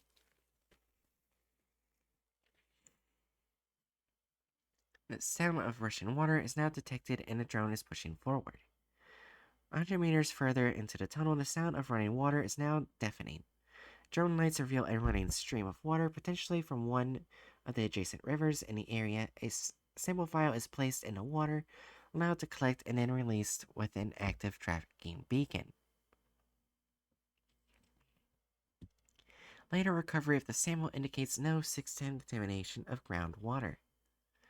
The tunnel splits in two at this point. One tunnel leads around the river and then seems to slope downward, while the other is directly above a light source in the ceiling. The second one is selected to facilitate recovery of the drone. During adjustment of the drone's flight path, it comes in contact with a portion of the tunnel wall coated with 610, causing a deep gash from the propeller of the drone, which is already healing over. The camera focuses on the impact point. The drone proceeds upwards. 300 meters of upwards tunnel travel, taking approximately 45 minutes, results in the drone emerging into a widely section of mountain, where it is directed to stay low. Camera panning of the area reveals what may have once been a village, long since abandoned. The precise location is unclear, but it is assumed to be the vicinity of Site B, judging from estimates and travel by the drone.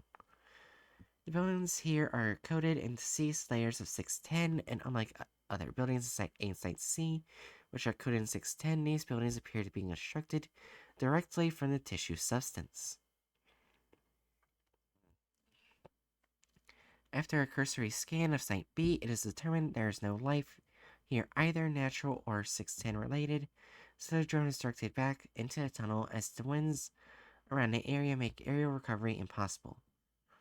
Upon descent into the tunnel, a deep roaring sound fills the audio and video feed becomes choppy as something blocks the signal.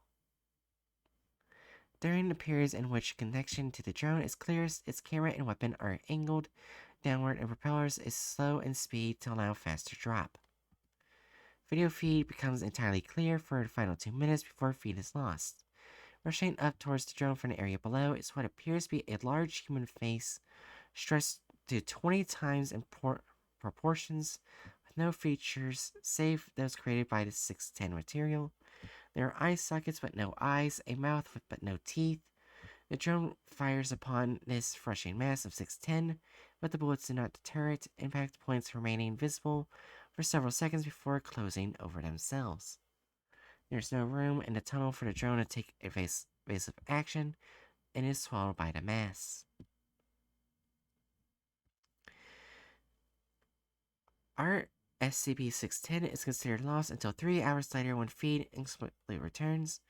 Video feed from the drone appears to show a series of structures illuminated by one of the 2 lights on the drone. The camera pans around without instructions from the remote relays or HQ, capturing a vast number of shambling entities within the area. 610 material moves over the lens of the drone, and video feed is permanently severed. Okay, so the creatures are getting bigger.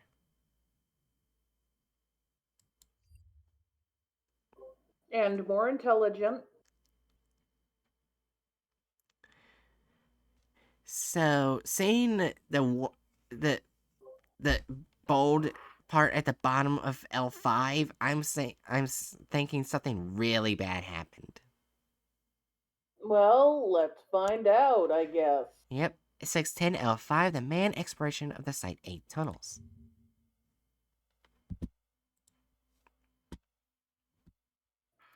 Approval from Central HQ was granted for a manned assault excursion into the tunnels beneath Site A to try to ascertain the extent of the 610 infection.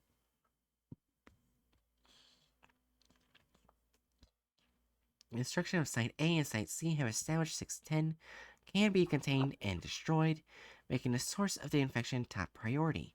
The initial descent into the tunnels consists of 5 teams. 2 research, and 3 assault, along with enough equipment to establish an underground base of operations. Descent into the tunnels was established using employee systems and a lift to move equipment. Assault teams were the first to descend, armed with flame units to clean 610 out of the area.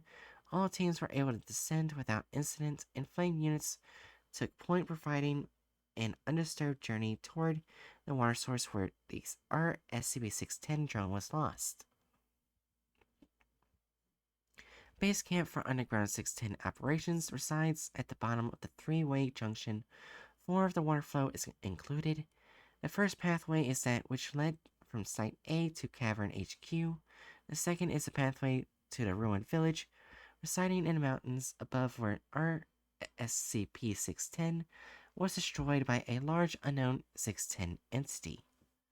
The third pathway heads west and seems to follow the flow of water for an unknown distance. The cavern area here is quite large and is supported by a number of rock formations that are coated with the K610 material. The state of this material suggests great age and appears to reinforce the structural supports. Whether this is intentional or coincidental is unknown. 2 research teams split activities during building Cavern HQ and collecting samples of 610 in various states. No contagious materials were detected within this area, and the creature recorded by unmanned drones did not appear at any point to the cavern staff. Of the 4 research teams, 3 were ordered to proceed down the unexplored pathway, while an aerial drone was prepped for a second recon of the vertical shaft. 610 infection did not appear in the third pathway until approximately 3 kilometers, and serious infection did not appear until 16 kilometers in. Even after the lengths traveled by the assault teams, no 610 infectious life forms were encountered, in this fleshy material coating the cavern walls posed no threat to the team. The most significant reports at this time were the increasing thickness of material, suggesting a source and complete lack of 610 contamination in the water. As a test, a sample of 610 was cut away from the cavern wall and placed in the flow of water. It exhibited no unusual reactions, but was quickly swept away by the current. At 20 kilometers in, the leader of the assault teams requested a transport buggy be dispatched to them. One was available at the above ground HQ. However, it would take time to move it to Cavern HQ and then remote drive it to the teams. Rations provided to the assault teams were sufficient, so a camp was established while the buggy was moved and readied. During this time, an aerial drone was also sent to explore the vertical shaft. Results of exploration was placed on hold with the arrival of the buggy at Cavern HQ, and ultimately concluded and document data expunged. The buggy was navigated to the assault team encampment with no events en route. However, upon arrival and preparation to continue exploration, assault teams came under attack by a number of large 610 infected life forms that emerged from the area ahead of them. Video recovered from the assault team camera showed them caught off guard, as the 610 infected made no sound and were undetectable. On one film from 1 to 2 seconds, it appears that some of the creatures are coming out of the 610 materials on the wall, not emerging from them so much as being created by the material and then breaking away to act independently. During this assault, in an attempt to protect the buggy, redacted members were lost to the water currents, and contact with them was lost. Contact was regained, however, it is recorded in 610-L6. The remainder of the assault team now consisted of 3 members armed with a single flame unit. Use of this unit to repel the assault proved vital, as standard firearms did minimal damage to infected creatures. These infected creatures show minimal traits to associate them with any known form of life in the region, giving rise to believe they may have been spawned by the 610 infection itself as a form of defense. No further casualties were suffered during the raid, and the remaining members managed to eliminate all attacking infected, allowing them to continue with exploration, with added orders to attempt to locate lost team members. A further 20 kilometers into the tunnel, the river separated from the tunnel pathway, and the team was instructed to abandon the recovery order, given the inability to navigate the water safely. A total time of redacted passed before the remaining assault team reached an end in the tunnel. At the perimeter of the area now known as Site B, the team came under assault again from a smaller number of 610 that were much larger in size. These infected appeared in the tunnel as if they were lying in wait for the approaching team. These creatures were dispatched using the flame unit, although all fuel for the unit was expended in this act. The assault team was now limited to standard weapons and short-range personal flame units. A time lapse of 5 minutes is allowed to pass before the team proceeds further into Site B, cautious of further assaults by 610 infected. The tunnel widens out into what appears to have once been a village of indeterminate age. The construction of the buildings in this area are primitive compared to the settlements at Site A and Site C, and are of clearly human construction.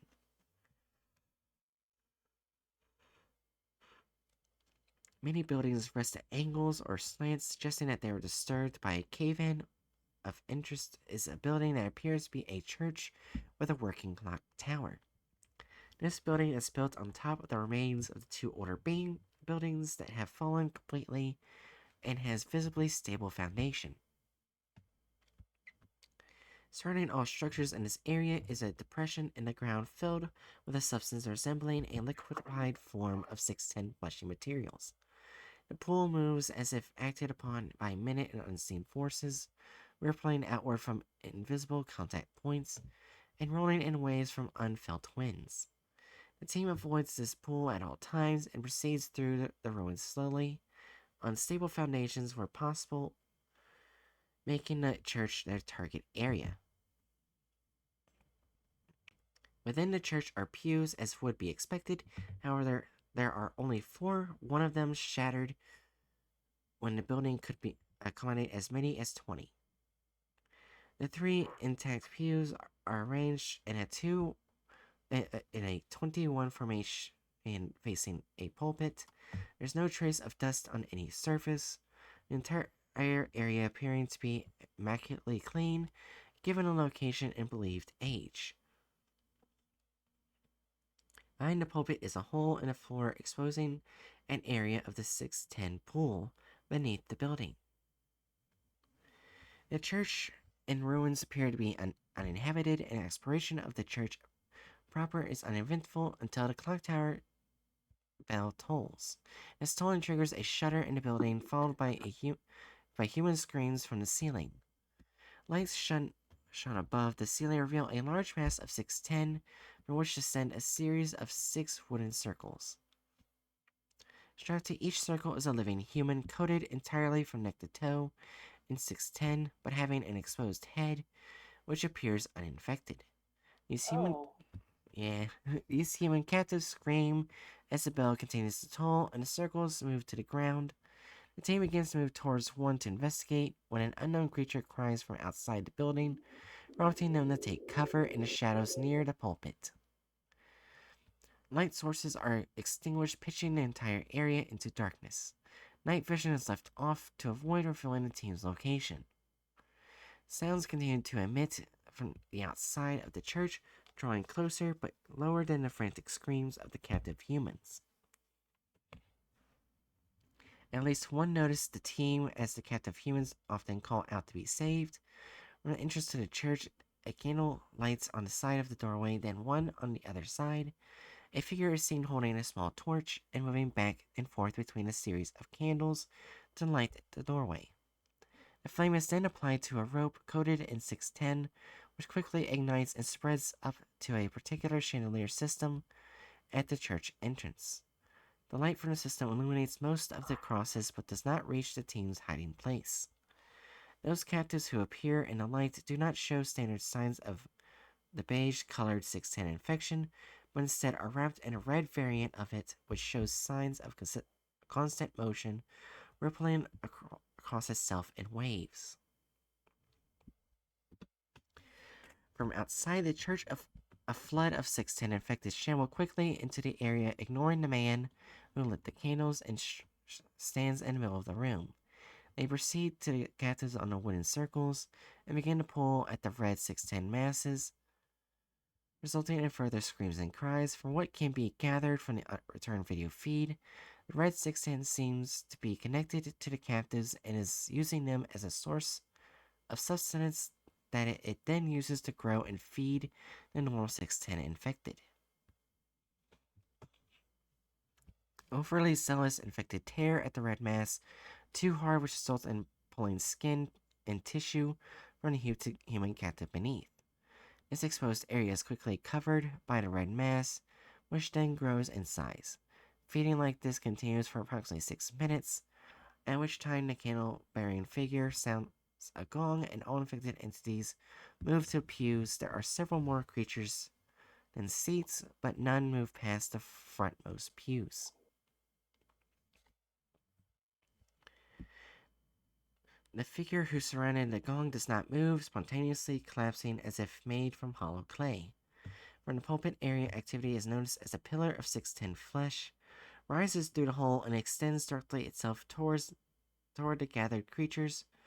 No sound is heard and no motion is recorded once the pillar stops moving. This silent period persists for 10 minutes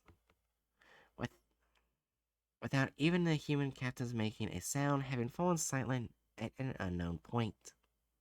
The pillar of 610 retracts itself into the hole it emerged from without any warning, prompting the departure of the infected from the building. The candles remain lit and the team emerges after all infected appear to leave the area. The descended captives remain at ground level as well, all screaming seeming to have ceased, but still showing signs of life with heavy breathing and movement. Upon departure from the church, camera feeds from all 3 members became erratic. Camera 1 ceases transmitting completely. Camera 2 shoots straight up into the air for several meters. Camera 3 captures a member, with Camera 2 being flung by a tendril that emerges out of the ground itself, swinging them out of sight onto the other side of the ruins. Camera 1's feed is restored and displays Camera 3's owner running briefly in the direction of the lost team member, only to turn and run back as 610 infected pour from between buildings. Combat ensues between 2 members and onrushing infected, using assault rifles and personal flame units, successfully driving back enough of the horde to make an escape towards the buggy. Passing by a building, Camera 1's owner is ambushed by a figure resembling the figure who is in the church, lighting candles, wielding a large cropped scythe. Camera 3's owner continues without pause toward the buggy location. However, the buggy is found half absorbed by the 610 mass, covering the floor, while turning to find another way to escape. Camera 3 owner turns to find the same figure with the scythe approaching, weapon raised. 2 shots are fired and the camera feed ends. 5 hours later, when the final decisions were underway to decide how to contain or eradicate the 610 threat, time delayed video feed from the lost team members who fell into the underground river currents was established and has been filed in 610-L6. The following field report, this is after L5, the following field report is for Class A or higher personnel only. Unauthorized viewing of this file is strictly prohibited and will be considered a violation of Foundation contracts and a breach of international law. 610-L6, exploration records of the operation source point, and it is redacted.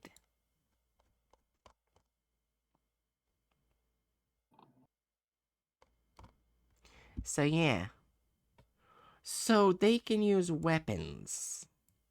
They can also make traps. Yeah.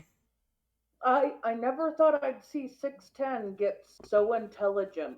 It's very terrifying and unnerving. I'm pretty sure at some point it's gonna take the object class Apollyon. Man, It grows that rapid and somewhere as cold as fucking Russia. Yeah. Oh, there's one thing before we go to the thumbnail. I forgot its number, but the Jersey Devil SCP. Yeah. Uh, apparently occultists like I forgot. Sarctic cultists. That's right.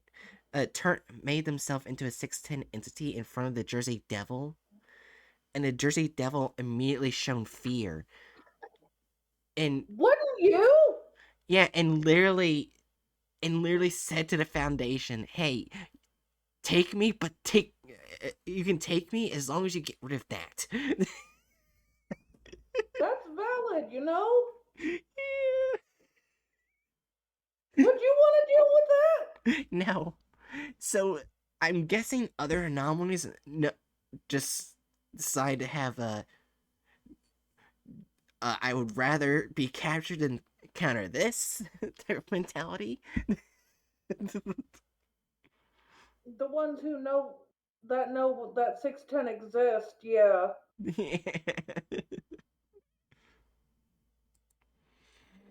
Yeah. But anyways, we should do the thumbnail. But there is one thing, I did see the thumbnail by accident, and it does rub me a bit the wrong way. And I can show you in a second as to why. Is it gonna be a 4? Okay, so here's a thumbnail. Go ahead and look at it.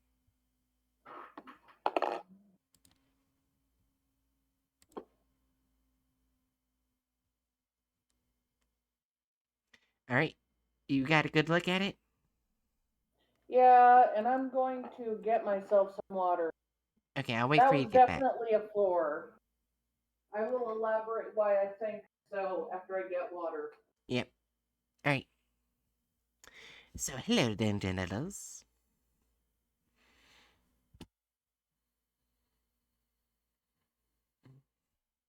How is everyone in here? Is there anyone else in here? Are you enjoying the stream? I hope you're enjoying it.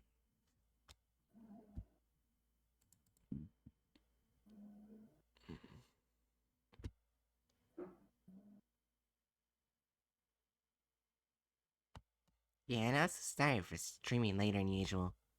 I could have got canceled. Okay, I'm back. Alright, you ready to see why it rubbed me the wrong way? Yes. And Alright, then okay.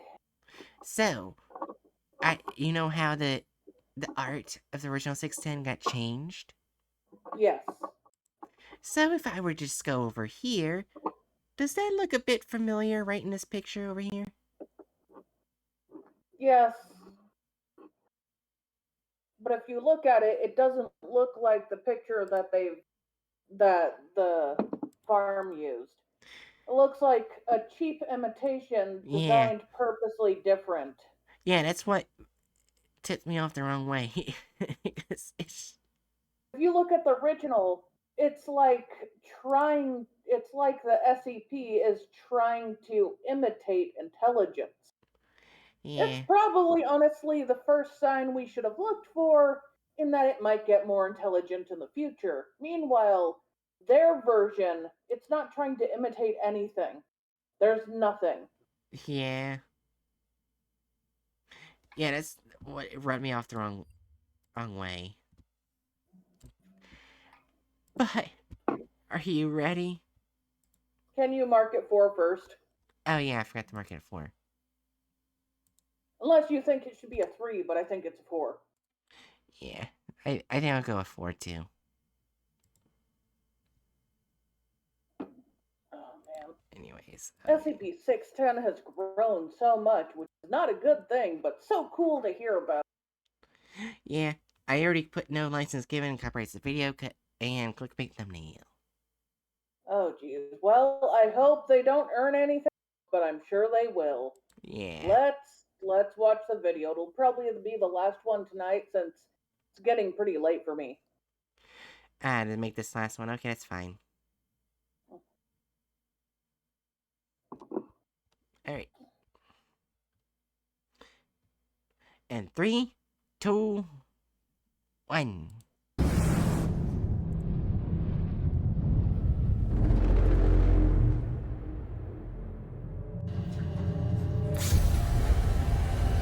Wait, when was this video made? Just to see if they'll understand the updates.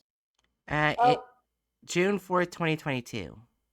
Yeah, so they probably should know some updates, but not things like they make weapons and plot. Alright. Alright. Ready? Yeah.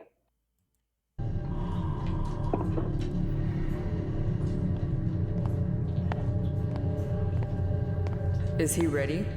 Add power. Why? Employee DL2, Vladimir, can you hear me? Yes, Dr. Petrenko. Where am I? Excellent. You're at home at the SCP Foundation. How are you feeling?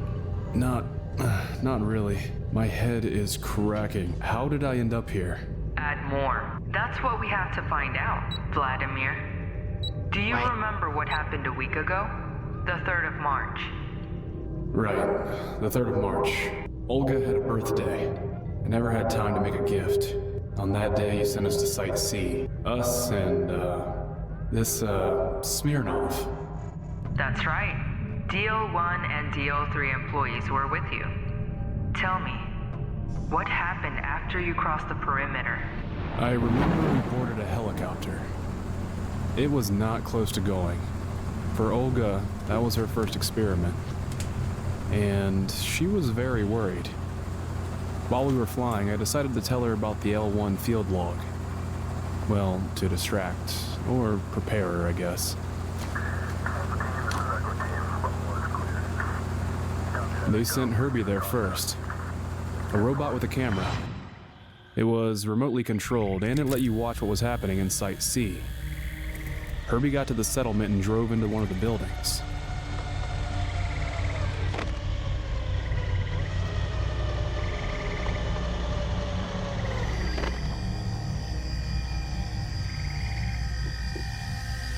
There were infected people inside. We saw their pictures earlier. They didn't look much like humans anymore, just swollen pieces of flesh. Some of these monsters were moving. Someone was standing motionless. Herbie filmed 5 of them in the room, 1 big and 4 little ones. They didn't pay any attention to the robot. I read it. They repeated it multiple times. It was pale tissue. Or the regular entities. Everything else is the red ones. Yeah. You don't like how they got that wrong, dude. No. That's valid. And then, the big monster started to place plates on the table. It was like getting ready for dinner. Then the outgrowths from his face began to reach for the plates, curl into rings, and separate. They fell into the plates, and the little monsters reached for the table. They grabbed the flesh of a large infected and stuffed it into their holes on their body. Gross, Valantia! That's not the point. You see, even though they are no longer people, they're behaving like people do. But why didn't they pay attention to the robot? No clue. But when Herbie left the house and went on, one of the small monsters grabbed him near the well. The video broadcast was immediately cut off. That is not a The small robot monster. never came back. So they are dangerous after all?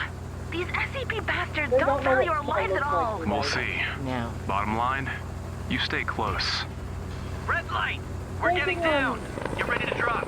That Getting back in 50 minutes. thinking on that like decayed version of like Mhm. decayed, bastardized, whatever you'd call it, reminding me of like what you just read and thinking of the Mhm. first incident with the robot. Yeah. They really had been getting ready to grow, hadn't they? Yep. It was like it was the older one feeding the younger ones and trying to get them smarter. God damn. Yep. They made McCain proud. Okay. Uh, Anyways. Let's keep going and see how bad they butcher it. Good luck. Pretty soon we got to Site C. It was strange, but it was very warm here. About 90 degrees Fahrenheit. After going a little further, we realized what was the matter. We came across creepy things. 9 degrees Fahrenheit warm. Yeah, that's hot. Like 90 What? degrees is... Oh, did it say 9 degrees or 90 degrees? Yeah, 9. That is not hot. What the fuck? And plus, it was supposed to be like... Maybe I misheard it. You can rewind it. Maybe they said 90, but it sounded like 9. When we got to Site C, it was strange, but it was very warm here. About 90 degrees Fahrenheit.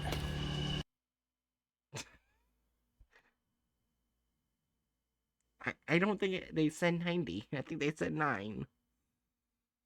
Okay, that's what I thought. Which is really close to freezing, if I think correctly.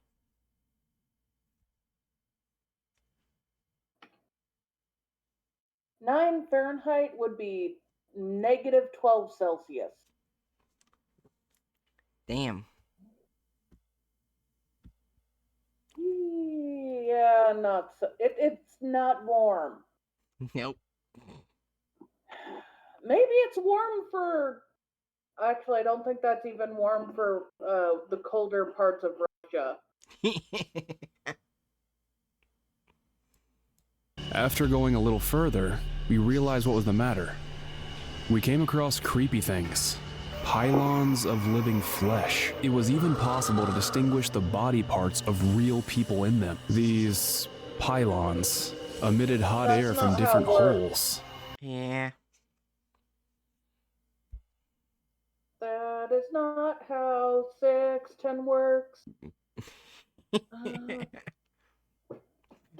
I'm not bothered at all. Keep watching. Apparently, this is how infected people create a comfortable atmosphere for themselves. And then Smirnov, it seemed, went mad. He said he was too hot and had to take off some of his warm clothes. That went crazy for me.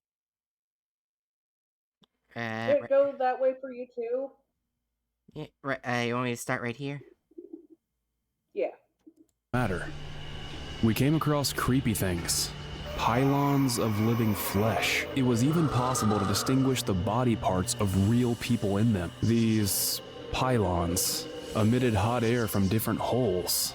Apparently, this is how infected people create a comfortable atmosphere for themselves. And then Smirnov, it seemed, went mad. He said he was too hot and had to take off some of his warm clothes, but it was too late. No!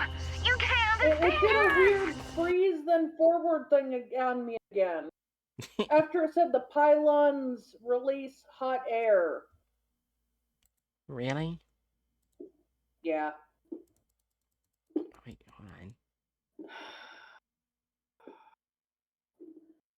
Although I have to say, I don't think 610 said we're in the article about pylons that release hot air. Yeah.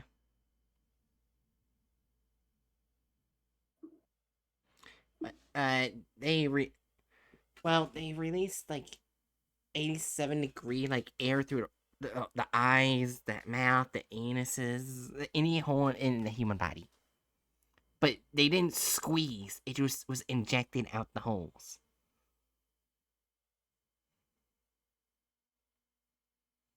You know what I mean, right? Yeah. Yeah. All right, ready to continue? Yeah. And he's dead. Smirnov took off his protective suit and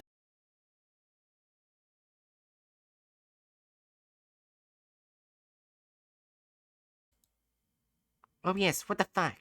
Reconnection successful. The hell is that for? Oh yes, what the fuck? Anyways. Maybe OBS hates the farm content so much it bled. Yeah. Yeah. And also, he said he took it off because he felt hot. That makes no sense. If the area is hot, why would you undress in an infected area?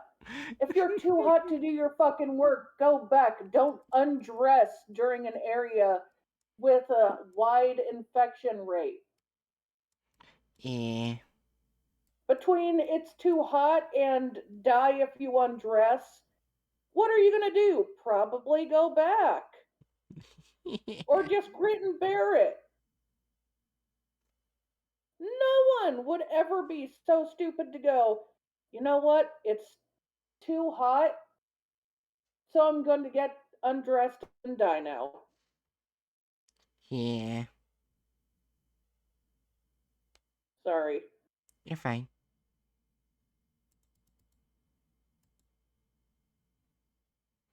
Anyways, let's continue. In such conditions, Olga and I saw his body was covered with flesh-like growths. He fell and started convulsing on the ground. Let's get going. There's no way to help him. Olga was right. Smirnov was losing his mind. It doesn't go that fast. We grabbed his backpack and walked away. It does not go that fast. Turning at the intersection, I noticed something Also, strange ahead. Like random growths. Yeah, I mean, you had the possibility of growing like 3 or more limbs and stuff like that, but it mainly just distorts and engorges your body. Or elongates it. Stuff like that. It can warp you, but it's slow. And, you know, it doesn't look like a bunch of bumps on your skin. Mm-hmm. Alright, let's keep on going. There was a large sphere hanging above the well, and consisted of infected flesh. We came closer, and noticed some parts of the bodies of people and various animals. Well. The balloon was supported and pulsed slowly. With each spasm, spores flew out of its holes, and slowly settled to the ground. Would you like to comment What kind on of the shit is quote-unquote this, well? Valeria? It's supposed to be a sphere suspended in the air. Yeah, but they commented there was a well that Aye. apparently does not exist. No, the well does exist. There was like I think it was like, yeah, it was 7 creatures thrown in a circle. 6 of them held their hands together, while 1 didn't. Well, they said there was a well, and then they're not showing a well, they're showing a sphere instead. Yeah. Which appeared later. Which means they completely disregarded those creatures.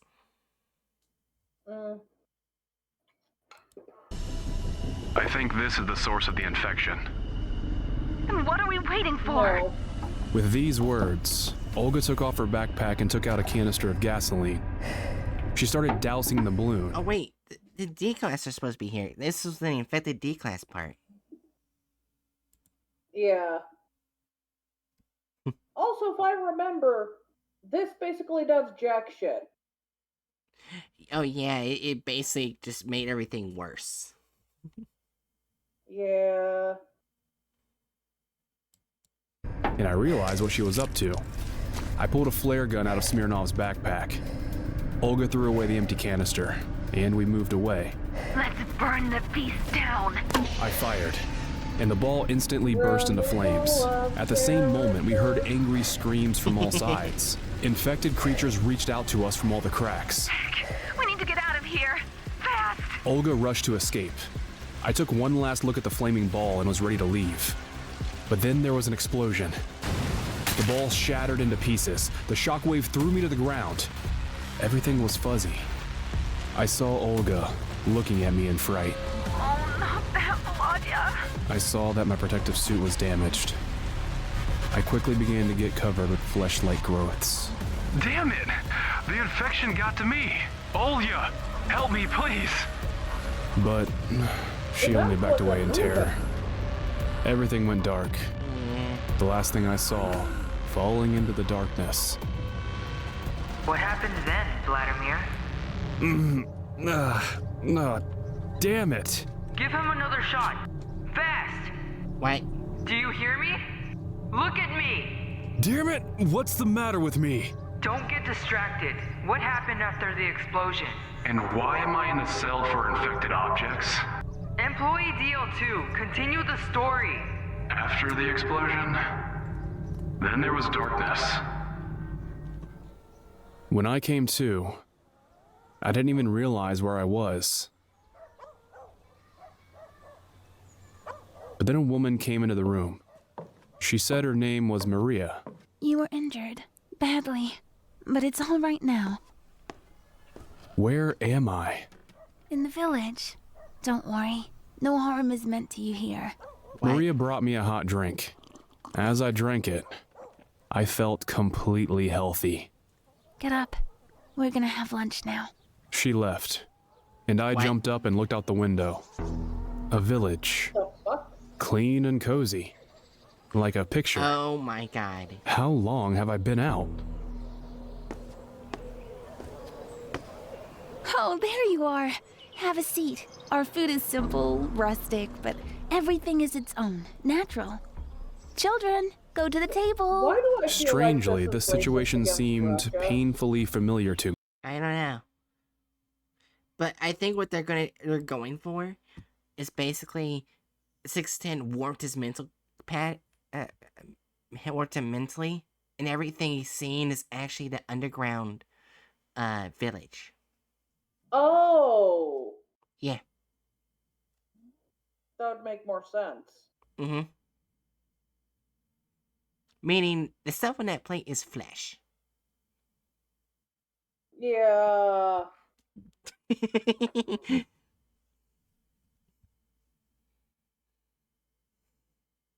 Well, Anyway, let's find out if that's what they're going for. That would actually be cool. yeah. All right. Let's see. me. I've seen it somewhere before. I tasted what Maria had given me. And damn it, I do not know what it was, but I have never tasted anything tastier in my life. And suddenly, at that moment, I felt happy. I don't remember when I was so calm. Outside, the village was even more fascinating. Neat, well-maintained houses, bright greenery, and smiling people. It seemed to me that I was in heaven. Near the well, I saw a boy who was playing with some strange thing. Yep. And I came closer to watch it. It was something mechanical and ugly. It didn't fit into the ideal setting of the village at all. Where did you get this? It came by itself. Now it's my toy. The elder says the monsters sent it here. Monsters? What are you talking about? He's talking about the enemies that have been attacking our village lately. I turned around and saw a tall, thin old man.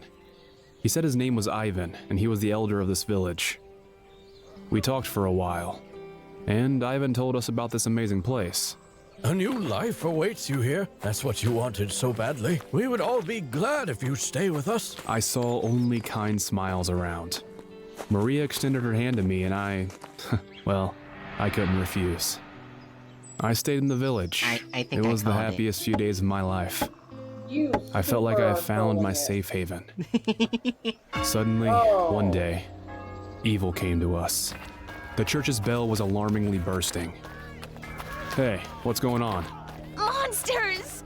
They're walking towards the village! I couldn't stay away. After all, this is my home now too. Once outside the village, I saw them. The boy was right. They were really monsters. Disgusting creatures were hobbling Oh my towards God. us. Once very close, they began to spit fire, but we rebuffed them. I was ready to fight to the end. But then something happened, a flash in my head. And I began to see everything in a different way. It's like taking off a VR headset, and it was a completely different world. Instead of I did monsters, it. I saw I the actually SCP called it for soldiers with once. flamethrowers. I turned around and was horrified to find that they were pushing back the crowd of infected. We were in a big gloomy cave, no bright world around. I got in the way and didn't have time to do anything. They grabbed me. Thank you, DL2 employee. I know the follow-up story. What's wrong with me? Don't you get it yet, Vladimir? You're not human. What? No! No way! What a... This can't be happening. While you were away, we found they can talk. Yeah, no. I mean, if you think about it, if the neck gets elongated, I'm pretty sure the voice box isn't gonna be all that great.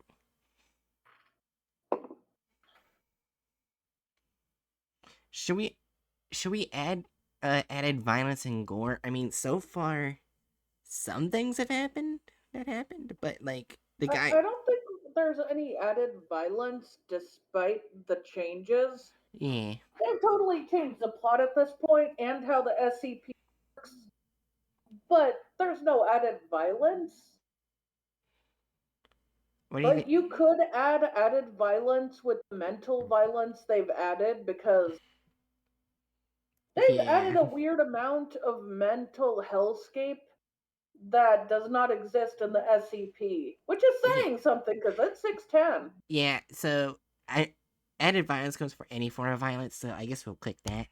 And I guess gore is just... That's true. If you're going for a mental sort of violence, which they have done, then it would be 4. Yeah, and gore, I think it hasn't got as gory, despite being 610. Yeah. But the mental thing, they definitely went past. Yeah. A way to temporarily restore consciousness to the infected. All we needed was a test subject, and it happened to be you. But why do you need me? You have to help. We need to deliver a nuclear device to this village. Will you destroy them? But they were human once. You always have to sacrifice something, Vladimir. No, I won't do it.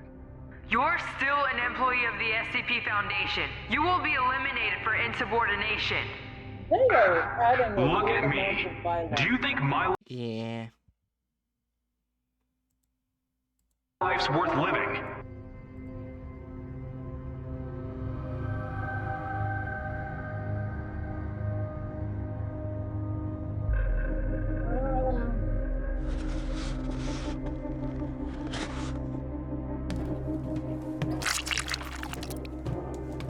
Olya, you got out? Hello, Volodya. Yeah, I was lucky. I'm sorry I left you there. But you know, there was no way to save you. I regret only one thing. That I didn't have time to give you a birthday present. You can still do it. Then, I'm being sent to Site C. Petrenko left me no choice. What? Don't tell me you're going to carry that damn bomb! Bastards! Fine, okay, tell her I agree. I'll go with you.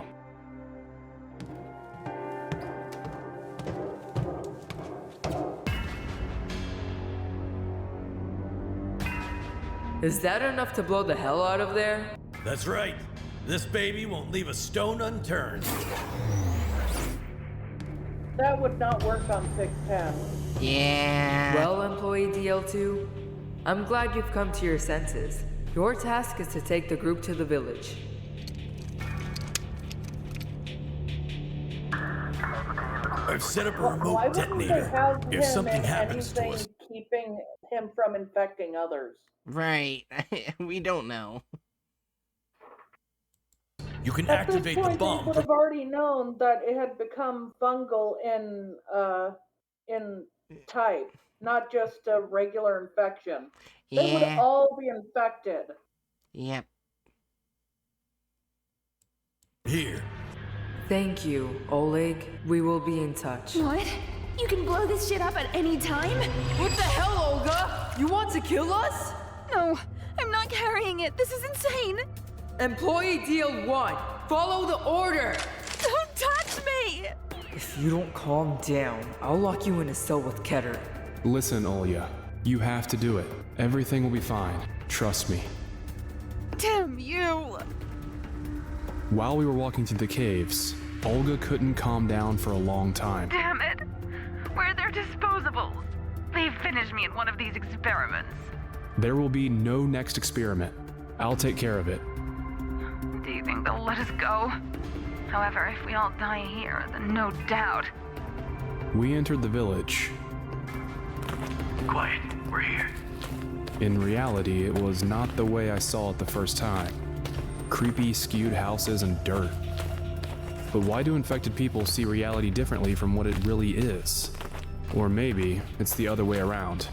This is an illusion, and the place from where I was pulled out of is the real world.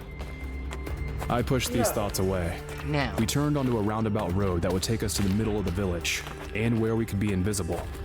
Suddenly, a small figure appeared right in front of the soldiers.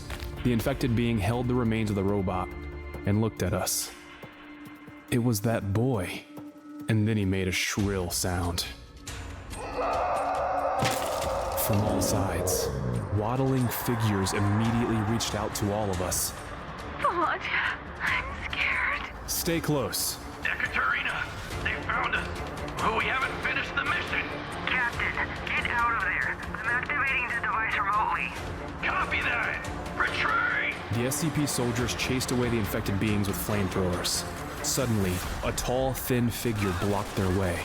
The monster was clutching a scythe in one of the... That's wrong. There was a good portion of his body that didn't show infection. Yeah, but they're not gonna do that. Yeah. limbs. Fire flashes did not frighten him, and he, waving his scythe, went to the soldiers. It seems, looked straight into my eyes. I heard a voice inside myself. You are here again! It was Ivan. That's what he really looked like. Stop! Go away! You betrayed us! No, Ivan, I saved everyone here. We're surrounded! We're trapped! I'm sorry, Oleg, but I can't let this whole mission fail. Goodbye, Captain Kramtsov. No! Ekaterina! Don't do this! Oh yeah, I didn't have time to give you a gift. What? What are you talking about? Happy birthday, Olya. Where's the bomb? What the? Surprise, bitch! You know, this may be totally inaccurate. to Hello, 610, neighbor. But I still like this video in a sense. Just as much as I hate it. I mean, if it wasn't an SCP-610 video, it could be like an interesting horror video. Yeah, if it wasn't 610, this would be totally awesome. If it wasn't 610. Yeah, but it was 610, so it got they took it in a bad way. Yeah. We still got some bit left. Ah, Oleg. Well, have you settled in? Yes, thanks. Come to the housewarming party. Will do. My wife will be happy. Who are you talking to? Oleg is calling us to a housewarming party. Great. Quit your job. Let's go get lunch. Don't you remember that tomorrow is the anniversary of the first time we saw each other? You never forget. I've got a present for you.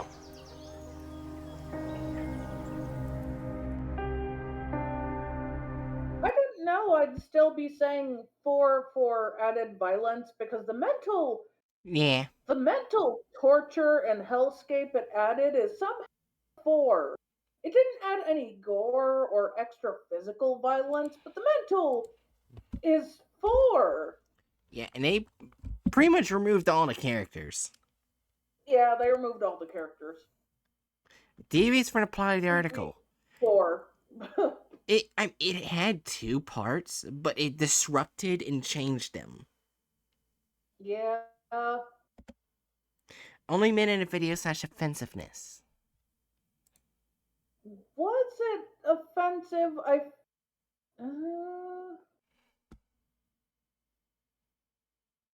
Only part that felt slightly offensive we realized was the illusions affected.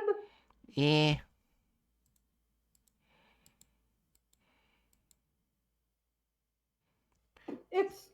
I think that's a 0. For once, yeah. So that means that's a 20%. The highest one for tonight. Oh. So far, they're going worse than Professor Lucius, because at least Professor Lucius had like one that was 50. Yeah, Lucius had one that was 50, a few that was 45. Yeah. Some that were 30 and 35. You're lucky to get 30.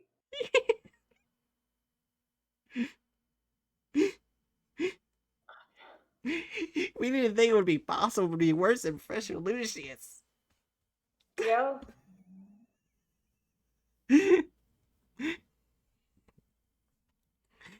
Anyways, let's go to the ending soon scene.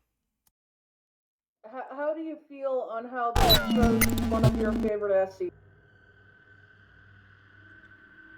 I think my ending soon scene says all. Out of fire. You know, that's valid.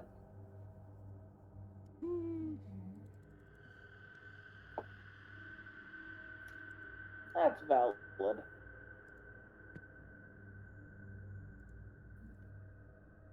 Yeah, now let me see if there's anyone to raid. Do you have any last words, Jiri? Good night, and don't think of their version. I don't know what else to say. Their version sucks. And no one I would raid is online, okay. You could raid the Dash Ducks camera thing. That's literally just a Twitch channel that's for watching ducks. Yeah. Anyways, I think I'm just gonna end stream. But anyways, Danger News, I hope you enjoyed. Hope to see you guys next time. Tomorrow I guess we can raid the Dash Ducks. And, hail Satan!